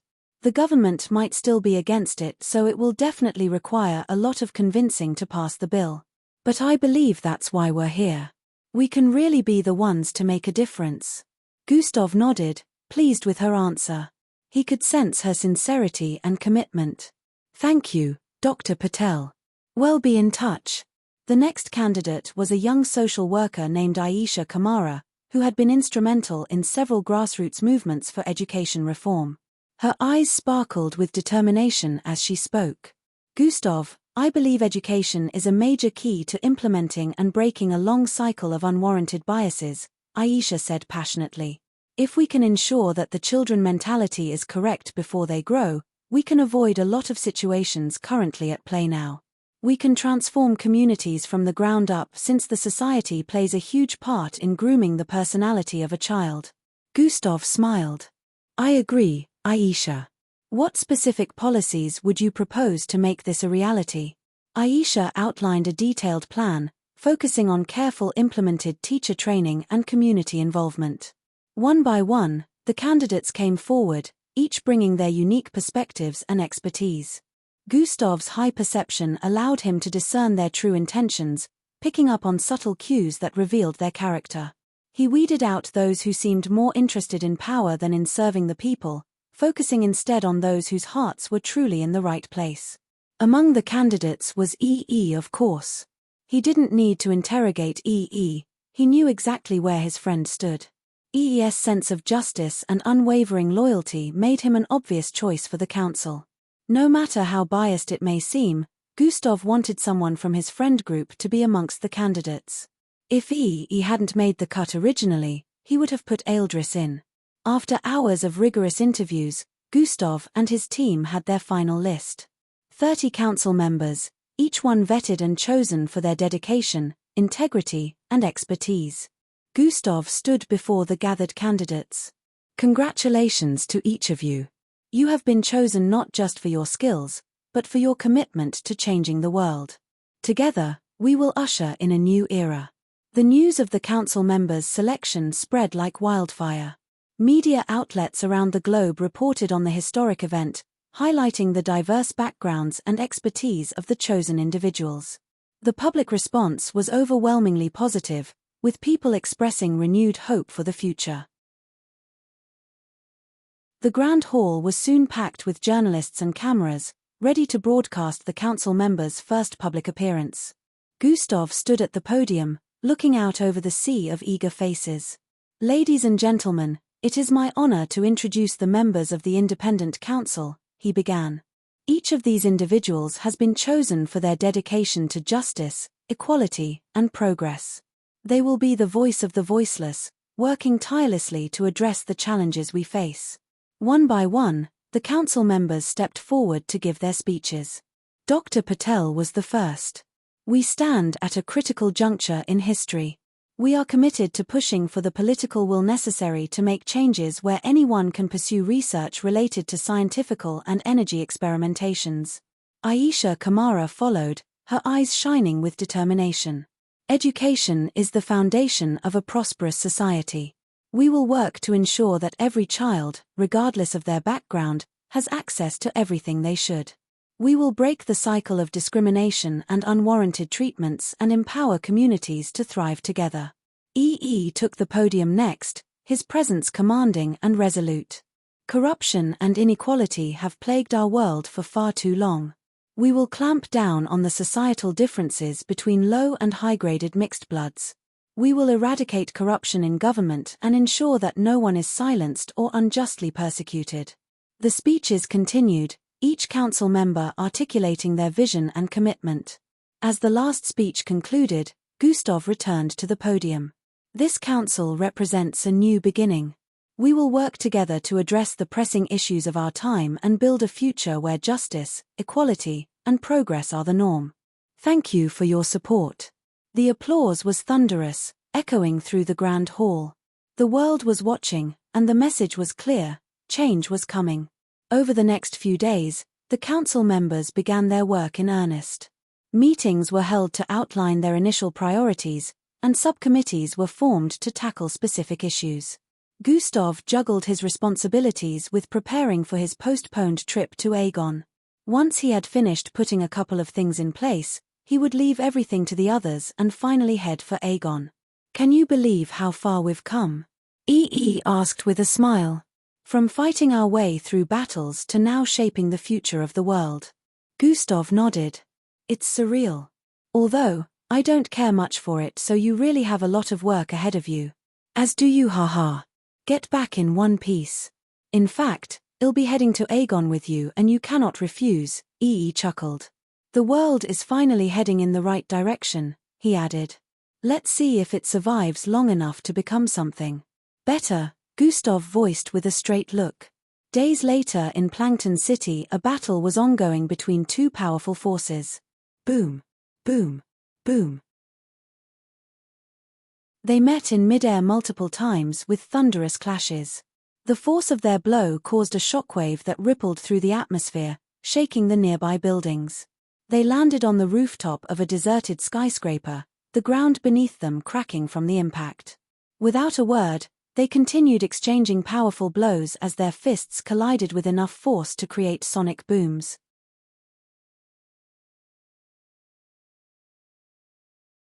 Chapter 1585 Take It Back. Chapter 1585 Take It Back. Author's note. Unedited chapter. The morning sky over Elysium Prime was filled with strange glows and mounting shadows as numerous massive Tark spacecraft hovered in the outer atmosphere. Their presence had not yet breached Earth's barrier, but the sight alone was enough to throw the world into chaos. On the ground, MBO forces scrambled to organize a response, mobilizing troops and resources with unprecedented speed. In the luxurious resort where Gustav and his friends were staying, a sense of urgency permeated the air. Gustav, Angie, EE, Falco, Eldris, Endrick, Ria, and the rest of their group converged in the corridor. Their looks displayed confusion and concern.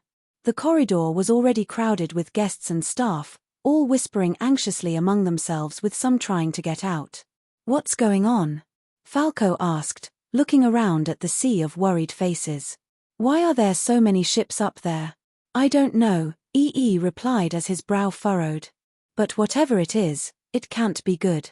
Suddenly, a loud, booming announcement echoed across the entire planet.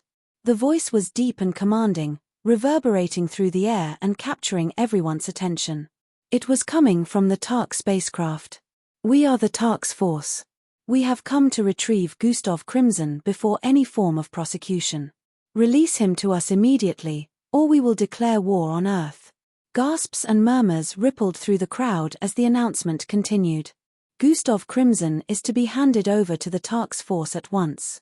Failure to comply will result in immediate hostilities.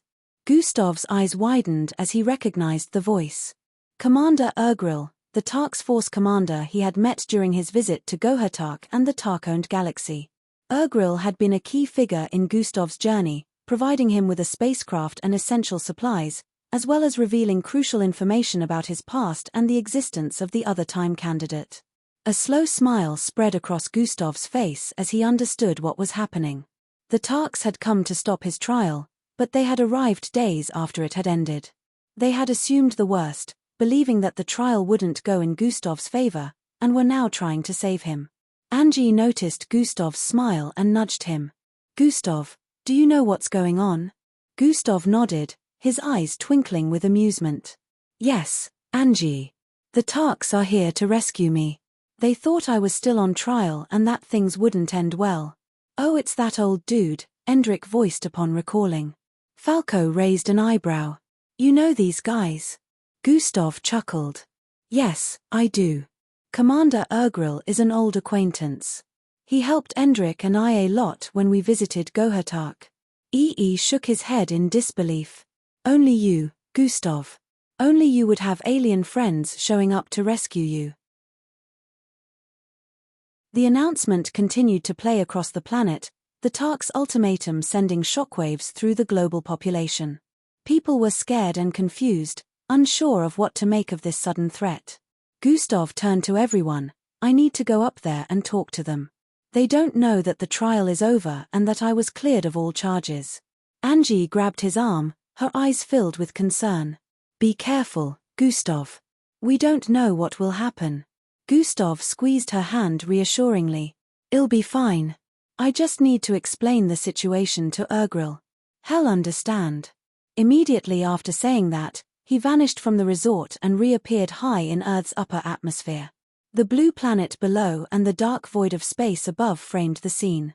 Before him, numerous large spacecraft hovered ominously, each emblazoned with the Tark bull-headed sigil. These colossal ships lined up in a formation that spoke of military precision and readiness for battle. Such a sight would have been terrifying to the average person, especially if they were aware that the Tarks weren't under the Alliance and ran things in their galaxy under a solo authority. It turned out that Gustav's presence wasn't the only one in the upper atmosphere. Many MBO aircraft had risen to meet the perceived threat. The tension had risen to great heights and it was clear that both sides were mere moments away from clashing. Gustav raised his hand, a signal to the MBO forces to hold their positions. "Commander Urgril, this is Gustav Crimson. I am safe, and I request an audience with you immediately. There is no need for hostility." His voice, amplified by his immense power, boomed across the atmosphere and echoed down to Earth below, effortlessly reaching every corner of the planet. The MBO forces recognized Gustav's command and hesitated but held their positions. However, within the Tark spacecraft, suspicions ran high. The Tarks, known for their caution and strategic thinking, were not easily swayed. They found it difficult to believe that Earth would simply hand over Gustav without a fight. Whispers of him being an imposter spread quickly among the Tark soldiers. In the command center of the lead Tark ship, soldiers turned to Commander Urgril for guidance. "Commander, what are your orders? Could this be a trick?" Urgril's stern face was etched with lines of concern as he pondered the situation. He knew Gustav well, but the stakes were too high to take any chances. "Prepare to engage," he ordered, his voice firm. "If this is an imposter, we will expose him. If not, we will deal with the consequences." The Tark's ships powered up their weapons, and within moments, a fierce battle erupted. Beams of energy and projectiles crisscrossed the space between the MBO and Tark forces, turning the serene upper atmosphere into a chaotic war zone. The numerous MBO aircraft, agile and equipped with the latest technology, maneuvered expertly, returning fire with equal ferocity. Gustav, positioned at the heart of the conflict, tried desperately to intervene. A beam fired towards him, but with a wave of his hand, he easily deflected it. He proceeded to move with blinding speed as he intercepted attacks from both sides, trying to prevent damage and casualties. His voice rang out amidst the chaos, "Stop this at once." But his words fell on deaf ears. The Tarks, convinced they were facing a clever ruse, continued their assault, demanding, "Where is the real Gustav? We will not be deceived." Tark's soldiers flew out of their spacecraft with all sort of powerful weapons in grasp and supernatural abilities activated. The same happened with MBO officers as the battle moved on to the next level. The battle intensified, with supernatural abilities and high technology clashing. Boom! Boom! Explosions lit up the sky, and the shockwaves could be felt miles away. Realizing that mere words would not suffice, Gustav decided to unleash a fraction of his true power. His eyes emitted a pinkish-red glow as a crimson cross appeared in his pupils. Unleashing his cosmic superiority Yaki, an unfathomable energy radiated outward in a limited scale. The effect was immediate and overwhelming, sweeping across the entire surroundings. Everyone immediately froze in their tracks. "Cease this madness now, or I will destroy everyone," Gustav's voice boomed, carrying the weight of absolute power. The declaration hung in the air, a promise of annihilation that none could ignore. The fighting stopped instantly. MBO pilots and Tark soldiers alike found themselves immobilized, their weapons and abilities rendered useless by the oppressive force of Gustav's Yaki. Gustav hadn't even decided to stop their body motor functions. He simply threatened them and decided he would take further actions if they chose to disobey, but fortunately, it got to them. Commander Urgril, sensing the undeniable truth in Gustav's power, ordered his soldiers to stand down. "It is him," Urgril said in awe. "This is the real outworldly. Our savior." The tension began to dissipate as the Tarks retracted their weapons and the MBO forces lowered their defenses. Gustav allowed his Yaki to fade, though its presence lingered. He floated towards the lead Tark ship with unbridled confidence. As he approached, a hatch opened, and a transport beam enveloped him, bringing him aboard. The interior of the ship was as impressive as its exterior, with advanced technology and tactical displays lining the walls. Gustav was escorted to the command center where Commander Urgril awaited. "Our savior," Urgril greeted him with a respectful bow. "I apologize for the confrontation. We acted out of concern for your safety." Gustav shook his head with a light smile. "No need to apologize, Commander. I appreciate your efforts to protect me even though you arrived quite late. The trial was concluded days ago and I was found innocent." Urgril's eyes widened in surprise. "Is that so?" "We feared the worst and came to intervene." Gustav nodded.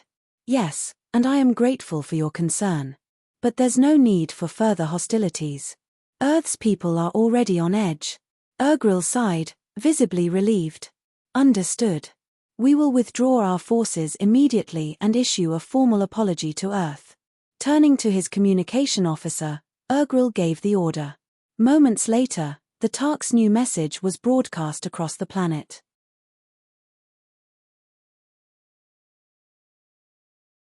Chapter 1586 Rigid Awakening. Chapter 1586 Rigid Awakening. Author's note. Unedited chapter. Rhea quickly rose as well. "Rival. Is that really you?" His eyes were widened in disbelief while Gustav stood between them and the monstrous entity. Willendor grunted while getting to his knees in disbelief. "I was starting to think we were done for. Thank you, great outworldly." Gustav didn't look back at them.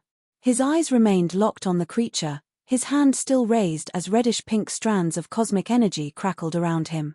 "You're not done for yet," he said quietly. "But this thing is." With another gesture, Gustav unleashed a torrent of energy, this time even more powerful than before. The creature let out a distorted, otherworldly howl as the energy tore through it, ripping its body apart at the molecular level. It tried to reform, as it had done so many times before, but this time, Gustav's energy didn't allow it. The creature's body flickered and sputtered, unable to maintain its form. In a final, blinding flash, the creature disintegrated, its body dissolving into particles of light that scattered into the wind. The battlefield fell silent. Gustav lowered his hand, the glow around him fading slightly as he turned to face Endrik, Rhea, and Willendor.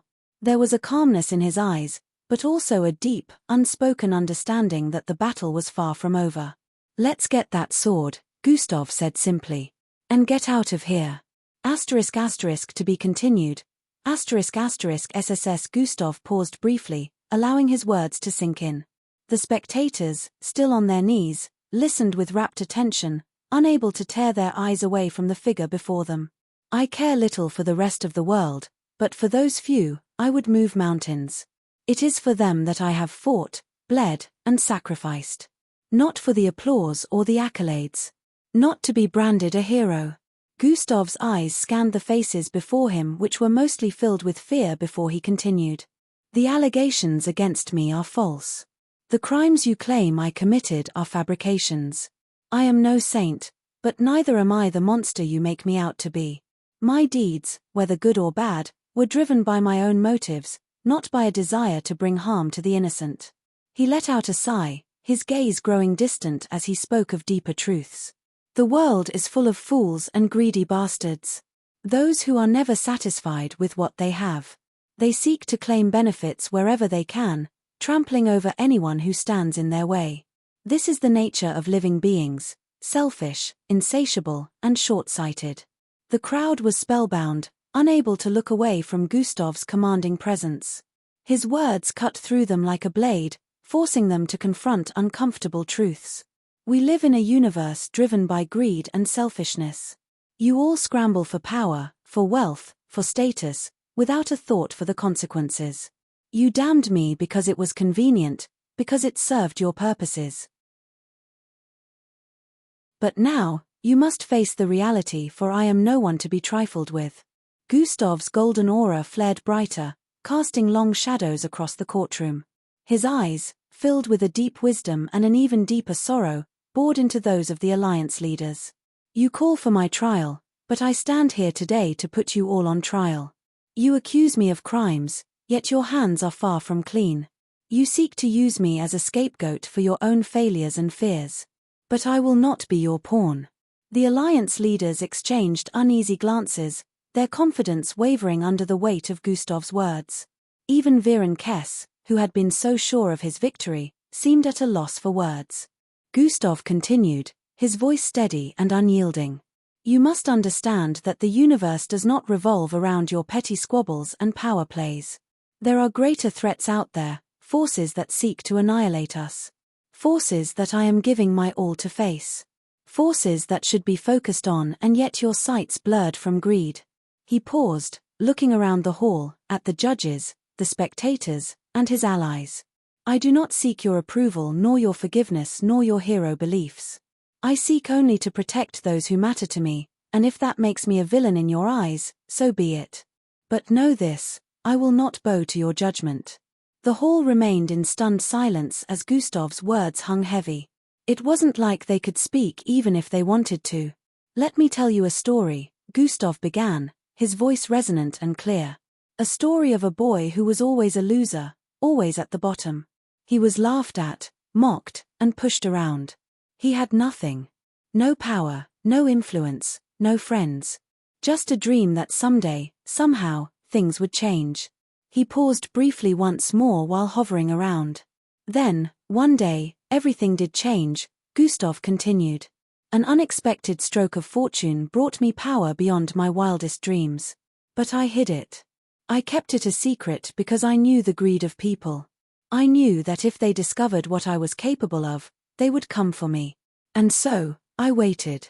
I grew stronger, fought battles within and outside of Earth, and saved this planet time and time again. Not once did I think of conquering it. I fought because I wanted to protect those few who mattered to me."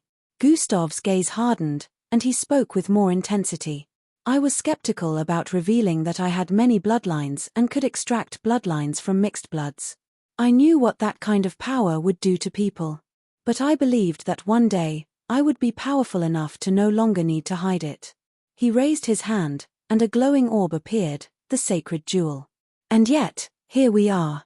I am not surprised that the Alliance and Earth authorities have tried to pin false allegations on me.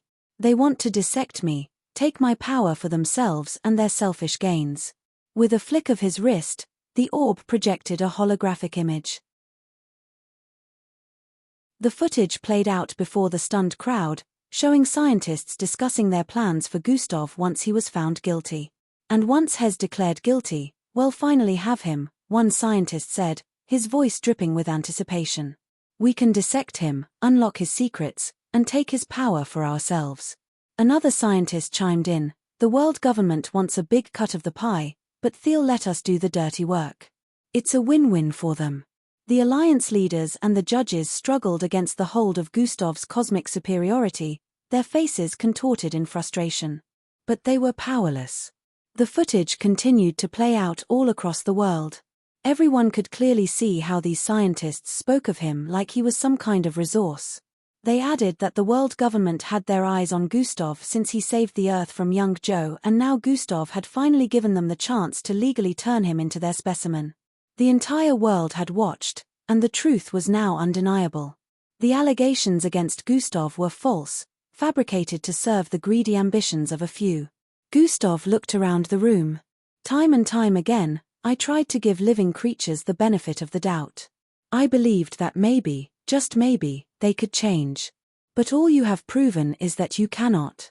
You are driven by greed, by selfishness, by a lust for power. He took a deep breath as his aura flared brighter. That is why I was okay with the universe perishing. If it weren't for my loved ones, I would let it all burn. But because they exist, because they matter to me, the universe gets another chance. 5 years quest completed, one half become the most powerful mixed blood. Gustav's voice grew colder, more resolute. I am now the most powerful mixed blood on Earth. Anyone who comes for me will meet a very gruesome end. I have no more patience for your schemes and deceit. I could have destroyed this planet 100 times over if I wanted to. But I didn't. He paused, his gaze sweeping across the room. And that is the reality you must face. I am not your enemy. I am not your conqueror. But cross me, threaten those I care about, and you will know true fear. Let this be the last time anyone dares to mess with me, Gustav declared, his tone brooking no argument. As his words reverberated through the air, a binding process began. Cosmic strings, shimmering with a light that defied the spectrum, shot out from Gustav's fingertips. They wrapped around the masked figure in dark robes first, encasing him in an unbreakable cocoon. The figure couldn't even struggle as the strings tightened, rendering his supernatural abilities useless as well. One by one, the members of the Gustavo Alliance met the same fate. Each was bound tightly, their powers nullified. Finally, Gustav deactivated his cosmic superiority. The oppressive weight lifted from the earth, and people everywhere gasped for breath as their bodies slowly regained motor functions. Chaos gave way to a tense stillness as everyone tried to process what had just happened. In the courtroom, the judge and the alliance leaders were at a loss. They exchanged wary glances, unsure of how to proceed. Gustav's display of power had left them speechless, their carefully laid plans shattered. Suddenly, a figure broke through the tension. Angie ran towards Gustav with a look of relief. Her arms had wrapped around him before anyone could even understand what was happening. She locked him in a fierce embrace as her breath hitched with emotion. Gustav, she whispered, her voice trembling. You're back. Gustav's rigid stance softened as he returned her embrace. His eyes closed for a moment as he enjoyed the solace of her warmth. Angie, he murmured, his voice heavy with the weight of recent events. I'm here. I'm not going anywhere. The judge cleared his throat, attempting to regain control of the situation. Gustav, she began cautiously, what do we do now? Gustav gently disentangled himself from Angie, turning to face the judge. I think you know what to do. I don't think anyone here dares stop the final verdict. The right verdict.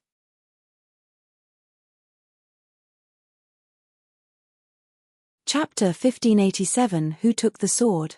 Chapter 1587 Who Took the Sword?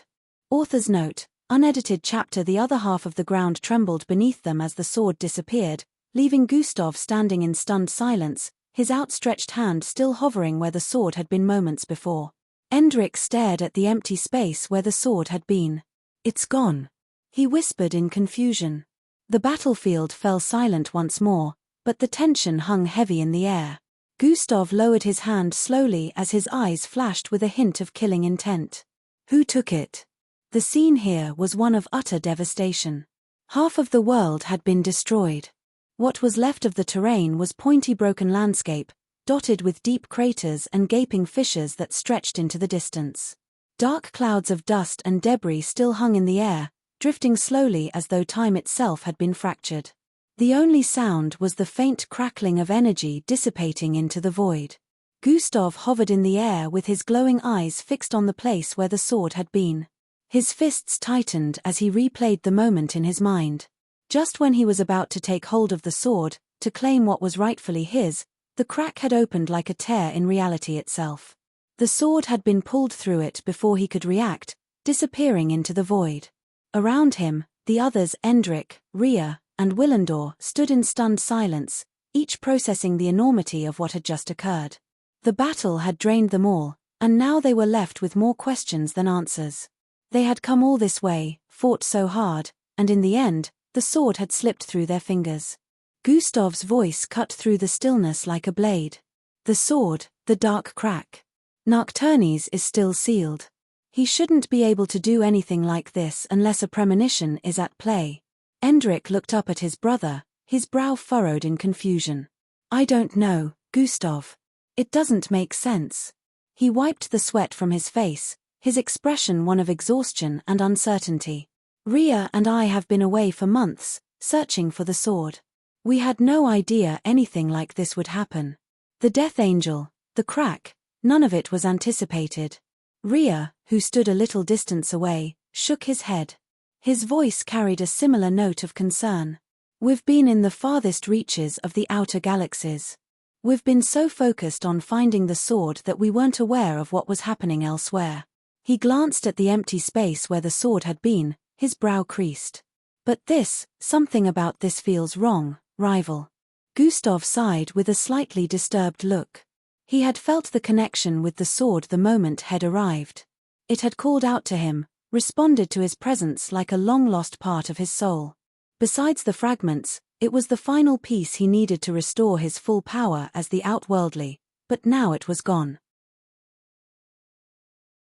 And the fact that a Death Angel, one of Nocturnus' most feared servants, had appeared to stop him only made things worse. He turned to look at Willendor, the hulking Tark warrior who had fought valiantly beside them. Being a time candidate like Endrik, Willendor had been the first to locate the sword. He had tracked it down to this strange, distant world and had led Endrik and Rhea to it after his own attempts to retrieve it had failed. Willendor, Gustav began, his voice steady but laced with urgency, you were the first to find the sword. Did you see anything before this? Any signs that something like this was going to happen? Willendor shook his head slowly. His deep, rumbling voice was like a distant thunderstorm.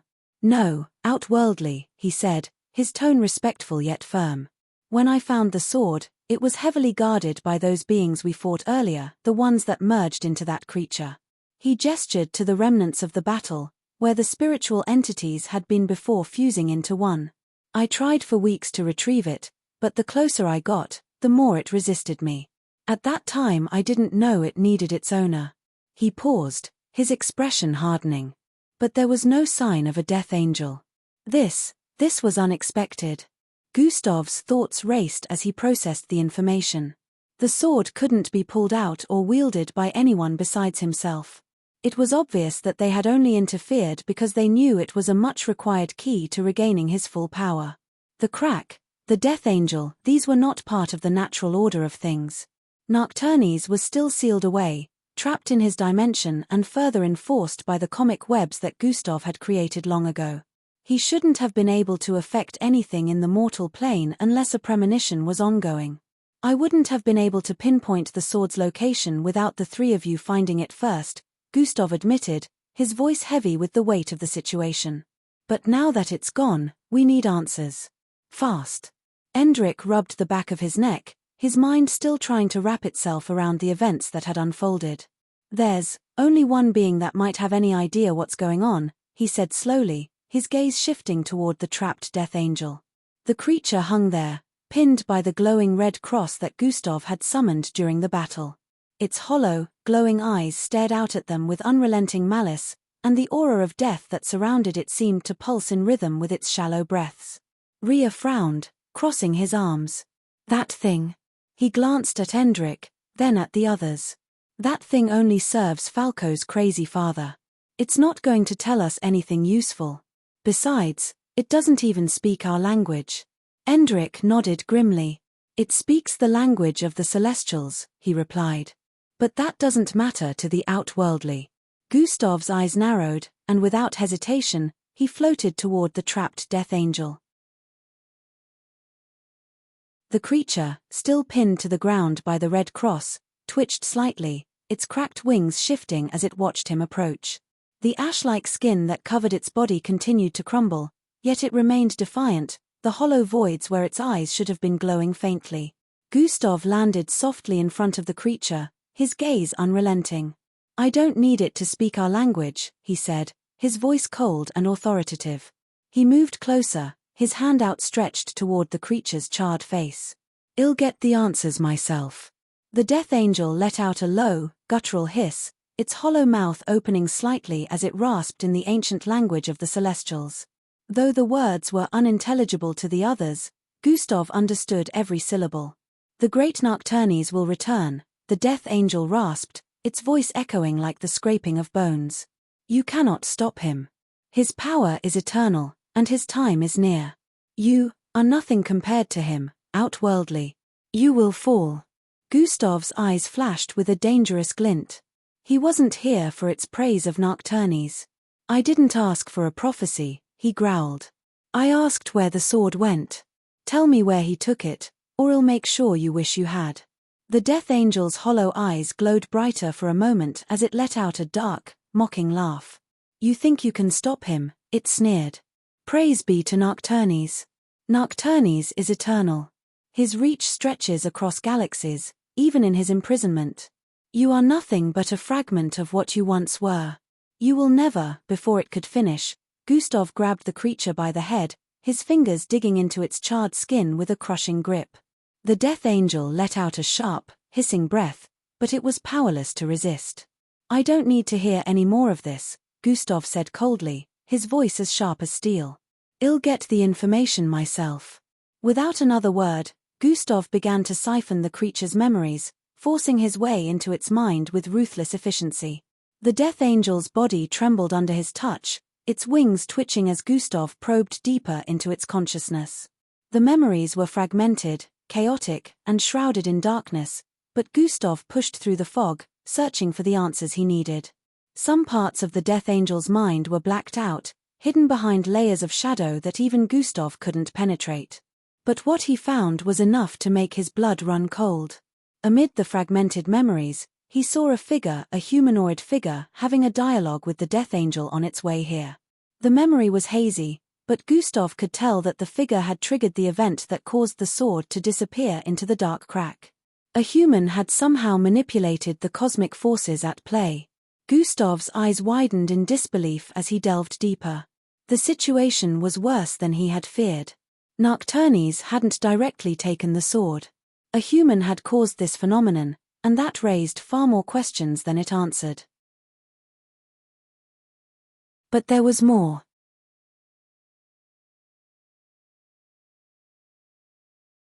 Chapter 1588 I Will Look For You.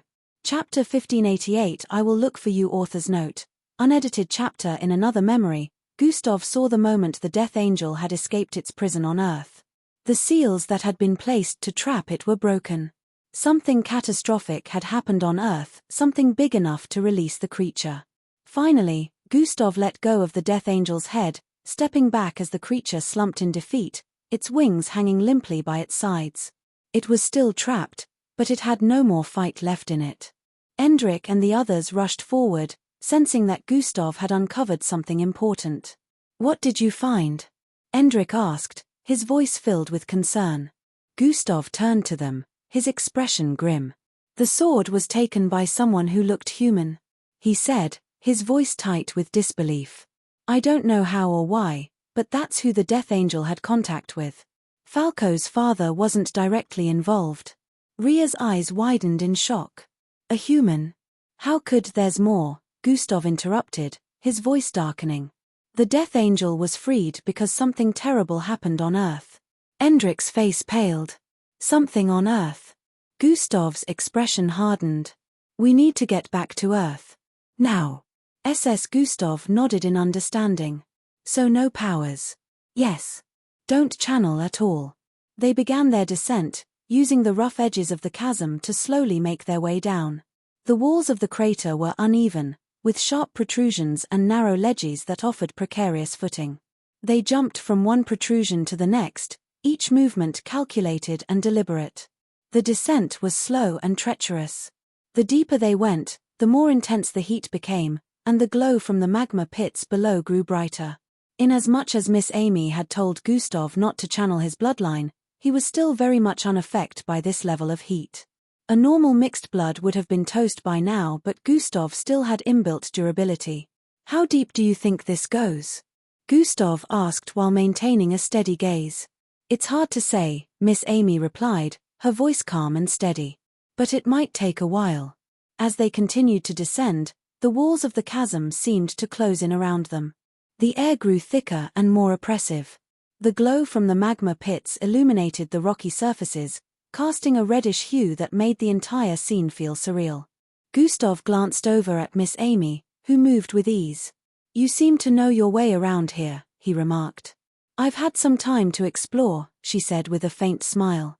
The ledges grew narrower the further they descended, forcing them to be even more cautious. Gustav's entire body was at a very high temperature at this moment, but he maintained an unfazed look. After what felt like hours of careful maneuvering, the walls of the chasm were now almost vertical, forcing them to rely on handholds and footholds that were barely wide enough to support them. The air remained thick with heat and the stench of sulfur. Despite the challenges, they pressed on.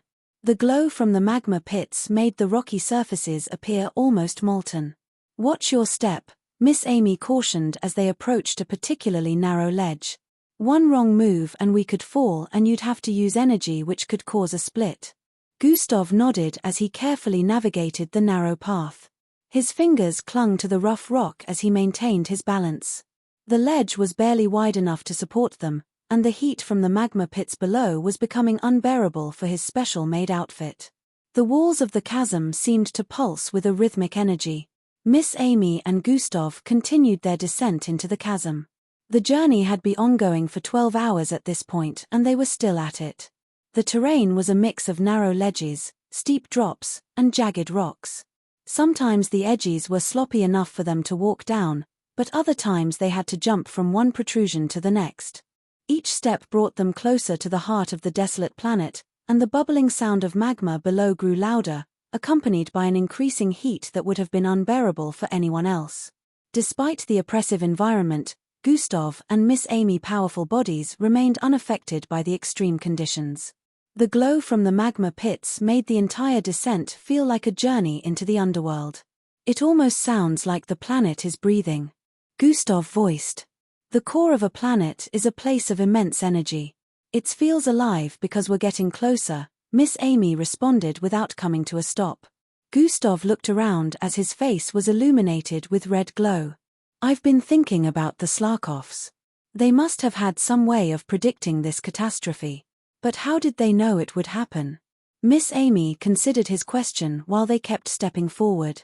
The Slarkovs were masters of advanced technology and foresight. They likely had systems in place to monitor their solar system. When they detected the warp demolator, they would have known it was only a matter of time before their world was dragged through it. But why Earth? Gustav asked while leaping to a lower ledge. Of all the planets, why choose Earth as their refuge?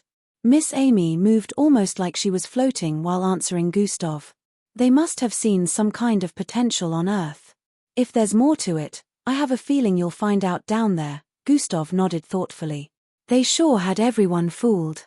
There better be a good reason why they never mentioned the warp demolator. The path grew steeper, and they had to slow their pace to navigate the treacherous terrain. Will I truly find out everything in Dimension 6? Gustav wondered out loud. I believe so, Miss Amy replied with a confident tone. Unless that time candidate person is wrong. Gustav took a deep breath. They continued their descent and the bubbling sound of magma growing louder with each step. I wonder what would have happened if the Slarkovs had stayed and found a way to save their planet. Mixed bloods most likely wouldn't exist and all the technology. Gustav realized how choosing Earth really set many things motion. Miss Amy shook her head. The Slarkovs made the best choice they could under the circumstances. Staying would have meant certain death. By fleeing to Earth, they ensured their survival and the continuation of their legacy. As much as I hate the existence of mixed bloods which was due to their decision, I am grateful for your existence. So I guess it's not all bad. Gustav glanced at her briefly. PFFFT. It's the same for me, Miss Amy. Although I can't help but wonder if the world would have been kinder without blood-ins. The glow from the magma pits grew brighter, casting an almost blinding light on the rocky surfaces. The heat was now beyond bearable for fabrics. Scorched holes were starting to appear on Gustav's clothes. How much further do you think we have to go? Gustav was worried about being stripped completely naked before they arrived at their destination. We're getting close, Miss Amy replied. Gustav was sure he had heard that before, but he decided to take Miss Amy's word for it. They continued to navigate the treacherous terrain, the path becoming increasingly unstable. Rocks crumbled beneath their feet, and the air was filled with the sound of distant rumbling. Back on planet Aegon, it had already been a couple of days. Yet, the air still carried the scent of Gustav's bittersweet departure. The group stood in a clearing surrounded by towering trees, their leaves rustling softly in the gentle breeze. Endrik stood at the center of the group, his expression resolute. I need to find the other time candidate, he announced. The fifth sacred item of the outworldly is crucial, and it's taking too long. Understandable, but not outer space missions for me at the moment. I think I need to spend some time with my earthly father. I haven't properly caught up with him, and I owe him that much, Falco said to everyone. Angie looked at Endrik in concern. I wanted to wait here on planet Aegon, but Ethereal informed me that when Gustav returns, he will appear in a different location. EE stepped forward. Angie, do you want to go back to the MBO in the meantime? It's better than waiting here without knowing where Gustav will show up. Angie sighed, her shoulders relaxing a bit. That's true. I'm still an MBO officer after all. Eldris smiled with a calm look. I need to return to my family. It's time I take my position as the leader. I can no longer ignore my father's legacy. Besides, those bastards don't deserve it. A spark of excitement appeared in Ria's eyes as he spoke up. Endrik, I'm coming with you. I want to go on missions outside Earth. Endrik turned to him, his expression serious. Ria, it's going to be dangerous. We're going after a time candidate. There's no telling what we might encounter. Ria's resolve was unwavering. I know. But I'm ready for it. The group fell silent, the weight of their decisions hanging in the air. They had been through so much together, and now it was time for some to go their separate ways pending Gustav's return. Endrik suddenly cleared his throat, drawing everyone's attention. Listen, everyone. We need to be prepared for Gustav's return. When he comes back, a battle line will be drawn. We have to be ready for whatever challenges lie ahead. EE furrowed his brows. A battle line? What do you mean, Endrik? Endrik met his gaze with a serious expression. Gustav's return will mark the beginning of a new conflict. I believe it will be at a time where he is ready to face them head-on. We must be ready to stand with him. The fourth premonition is only a few months away. Angie had a perturbed expression. What if Gustav doesn't return in time? What do we do then? Endrik took a deep breath. If Gustav hasn't returned by then, it will be up to us to prevent the devastation. We must be prepared for anything.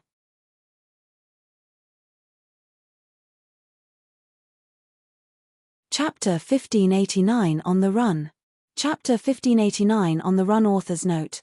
Unedited chapter. This position is better off with someone who will actually be available. Gustav shook his head. When the thought about it, Gustav was right. Looking at the situation, The world leaders were definitely aware of this as well. However, if Gustav joined, it would be as though he was a part of them in name only. It would quell the unrest while Gustav wouldn't have the time to really keep the government in check. It was a win-win for them. Will you refuse them? The world balance may fall apart though, Ealdris chipped in from the side. I'll think about it, Gustav finally said with a contemplative tone. Xanatos nodded with an expression of understanding. Thank you. And enjoy the rest of your vacation. The holographic projection flickered and disappeared, leaving the group to digest the conversation. The sun had dipped below the horizon, casting a deep orange glow over the ocean. Well, that was intense. So, Gustav, world leader, huh? Ee said with a chuckle. Let's not get ahead of ourselves. Gustav gave him a light slap at the back of his head. Falco grinned. Hey, if you become a world leader, does that mean we get special privileges?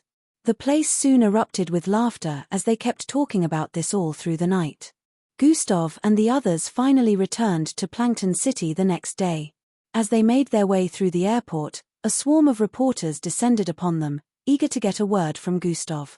Mr. Crimson, can you tell us if you're going to accept the position as a world leader? One reporter shouted as a floating MIC hovered before him. How do you feel about the protests that have erupted worldwide? Another chimed in as camera lenses clicked incessantly. Gustav maintained his composure and ignored the barrage of questions without pausing.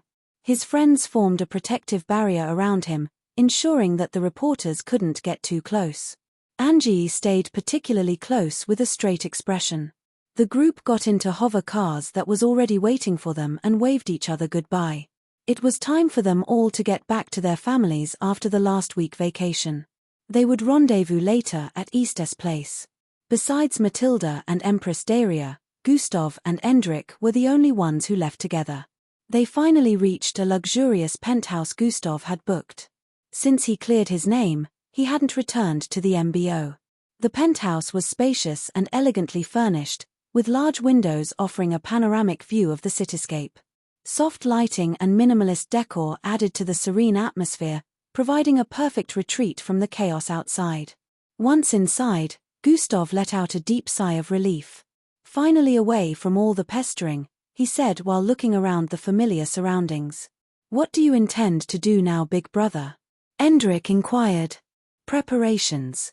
What about you? Gustav asked. Same. Over the next few days, Gustav found himself with much-needed solitude to plan for his upcoming trip to planet Aegon. The world continued to buzz with speculation about whether he would accept the position of world leader, but Gustav focused on the task at hand. In the penthouse, Gustav gathered the sacred items currently in his possession. The void stepper boots, the ancient hourglass, and the sacred armor, which Endrik had finally handed to him. He wrapped a layer of compressive space around the armor to suppress the energy it was giving off. It was still a highly sus-about artifact, so he wouldn't want to attract unnecessary forces to this place. Cohilia, the living devourer, remained embedded in his left palm. This meant he had 4 out of 5 sacred treasures. Gustav sat cross-legged in the middle of his spacious living room, channeling his bloodline and taking stock of his abilities. He was acutely aware that he was still at the 4th step of beta rank, yet he currently held the title of World's Strongest. He had achieved this during the intense battle with Angie and Jack, but at the time didn't notice it because things were pretty intense. As he meditated, focusing on his internal energy and power, he couldn't help but marvel at how far he had come. The journey had been arduous, filled with challenges and trials, and yet he had successfully completed one out of the 5 years' quest. One evening, Gustav was checking his system stats. Host attributes: name, Gustav Crimson level, 210 class, transdimensional being EXP, 6704000302000000 HP, 450 energy, 210, 000210 attributes, strength, 899 perception, 895 mental fortitude, 898 agility, 896 speed, 899 bravery, 897 intelligence, 895 charm, 411 defense, 898 vitality,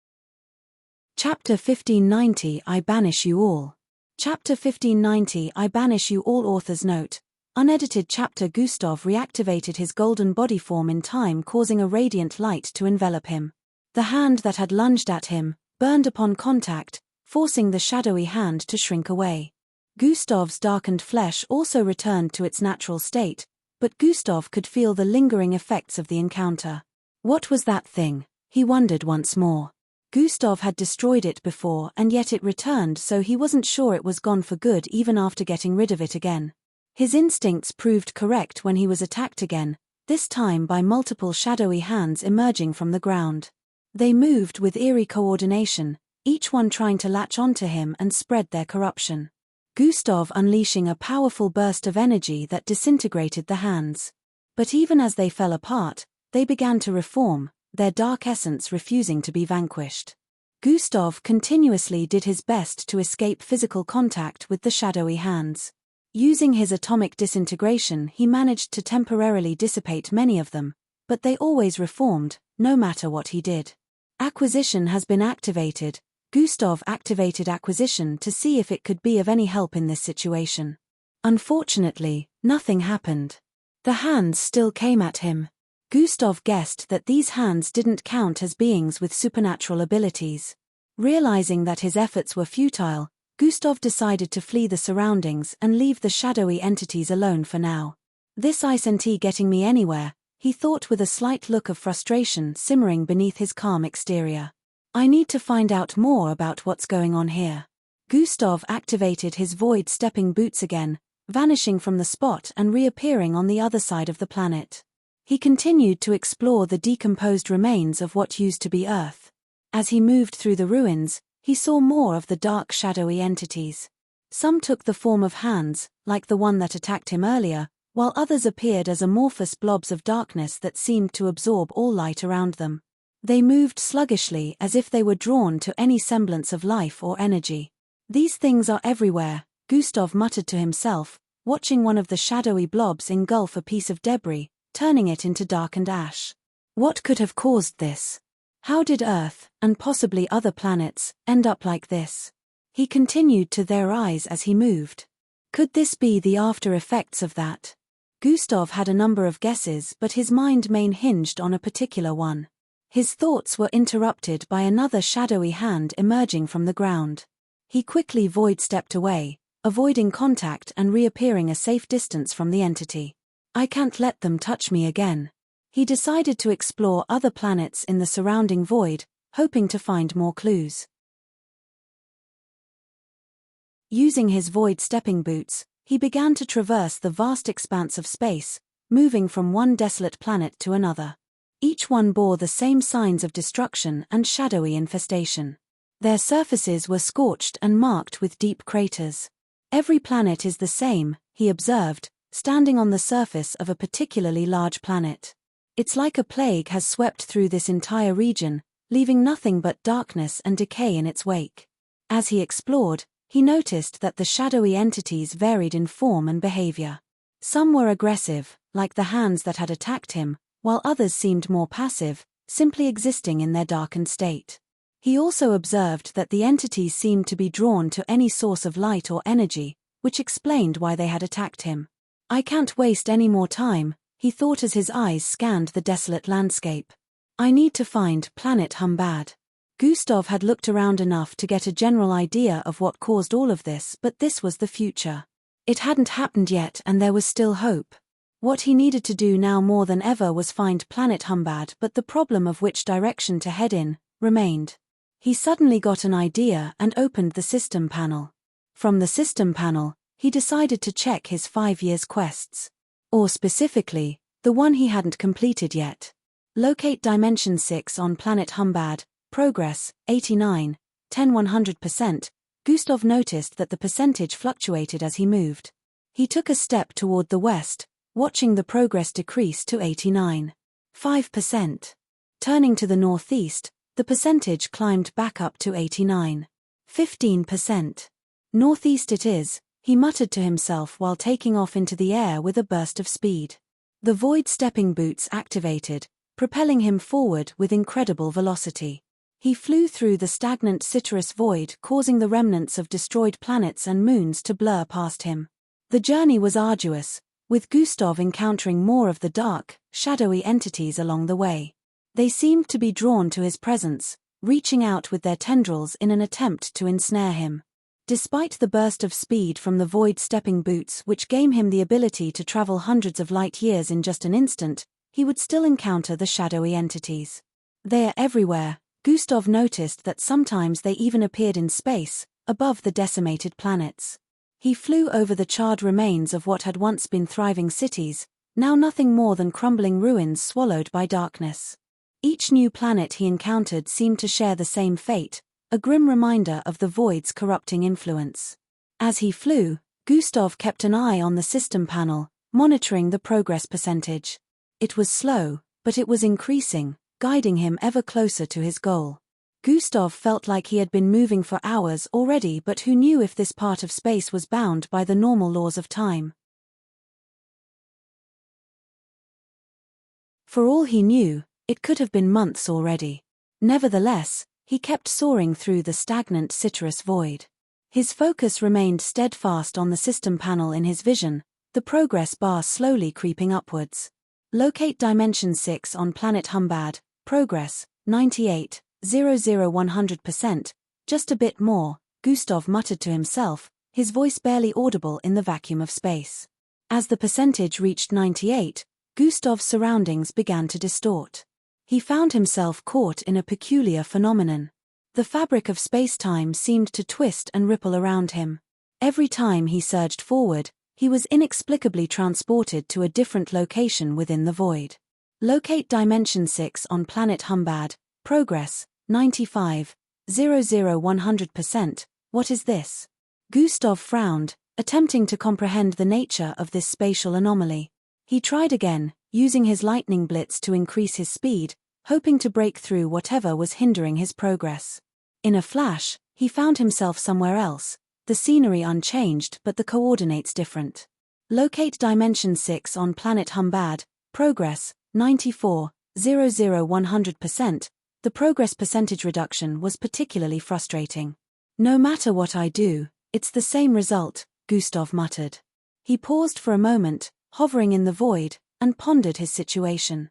If the direct approach isn't working, perhaps there's another way. Gustav decided to try a different tactic. He reached out with his perception, extending it as far as he could within the constraints of the stagnant citrus void. Despite the oppressive environment, he focused on sensing any anomalies or disturbances that might explain the warping space. Unfortunately, he couldn't really pick up on much, but he could tell that the spatial anomaly was like a wall that extended far deep into the stagnant citrus void. One thing he knew about walls was that they always had an end. With this thought in mind, Gustav decided to go around it. The void stepping boots glowed and he took a step forward. 3 he instantly reappeared, 5,000 light-years away from his initial position. Locate Dimension 6 on planet Humbad, progress, 91, 100%. The progress percentage had reduced by so much, but Gustav could still sense the spatial anomaly around, so he stepped forward once more. 3 this time he reappeared, 10,000 light-years away. Locate Dimension 6 on planet Humbad, progress, 84, 100%. Gustav couldn't sense the spatial anomaly anymore and immediately turned to the side before surging forward with speed. He inputted more energy into the void stepping boots this time and crossed a distance of more than 10,000 light-years in a single second. Fortunately, he was not sent reeling back this time. Progress, 92, 10%. He let out a sigh of relief after seeing the progression. He was on the right track. He continued forward, watching the percentage steadily climb. Almost there, Gustav thought. He kept pushing forward, and soon, he found himself in an area where planets were few and far between. The void seemed to stretch endlessly, but there was a subtle difference in the atmosphere. As Gustav moved further, the number of planets in the surroundings kept reducing. You're tuning in to the Celestial War YouTube channel.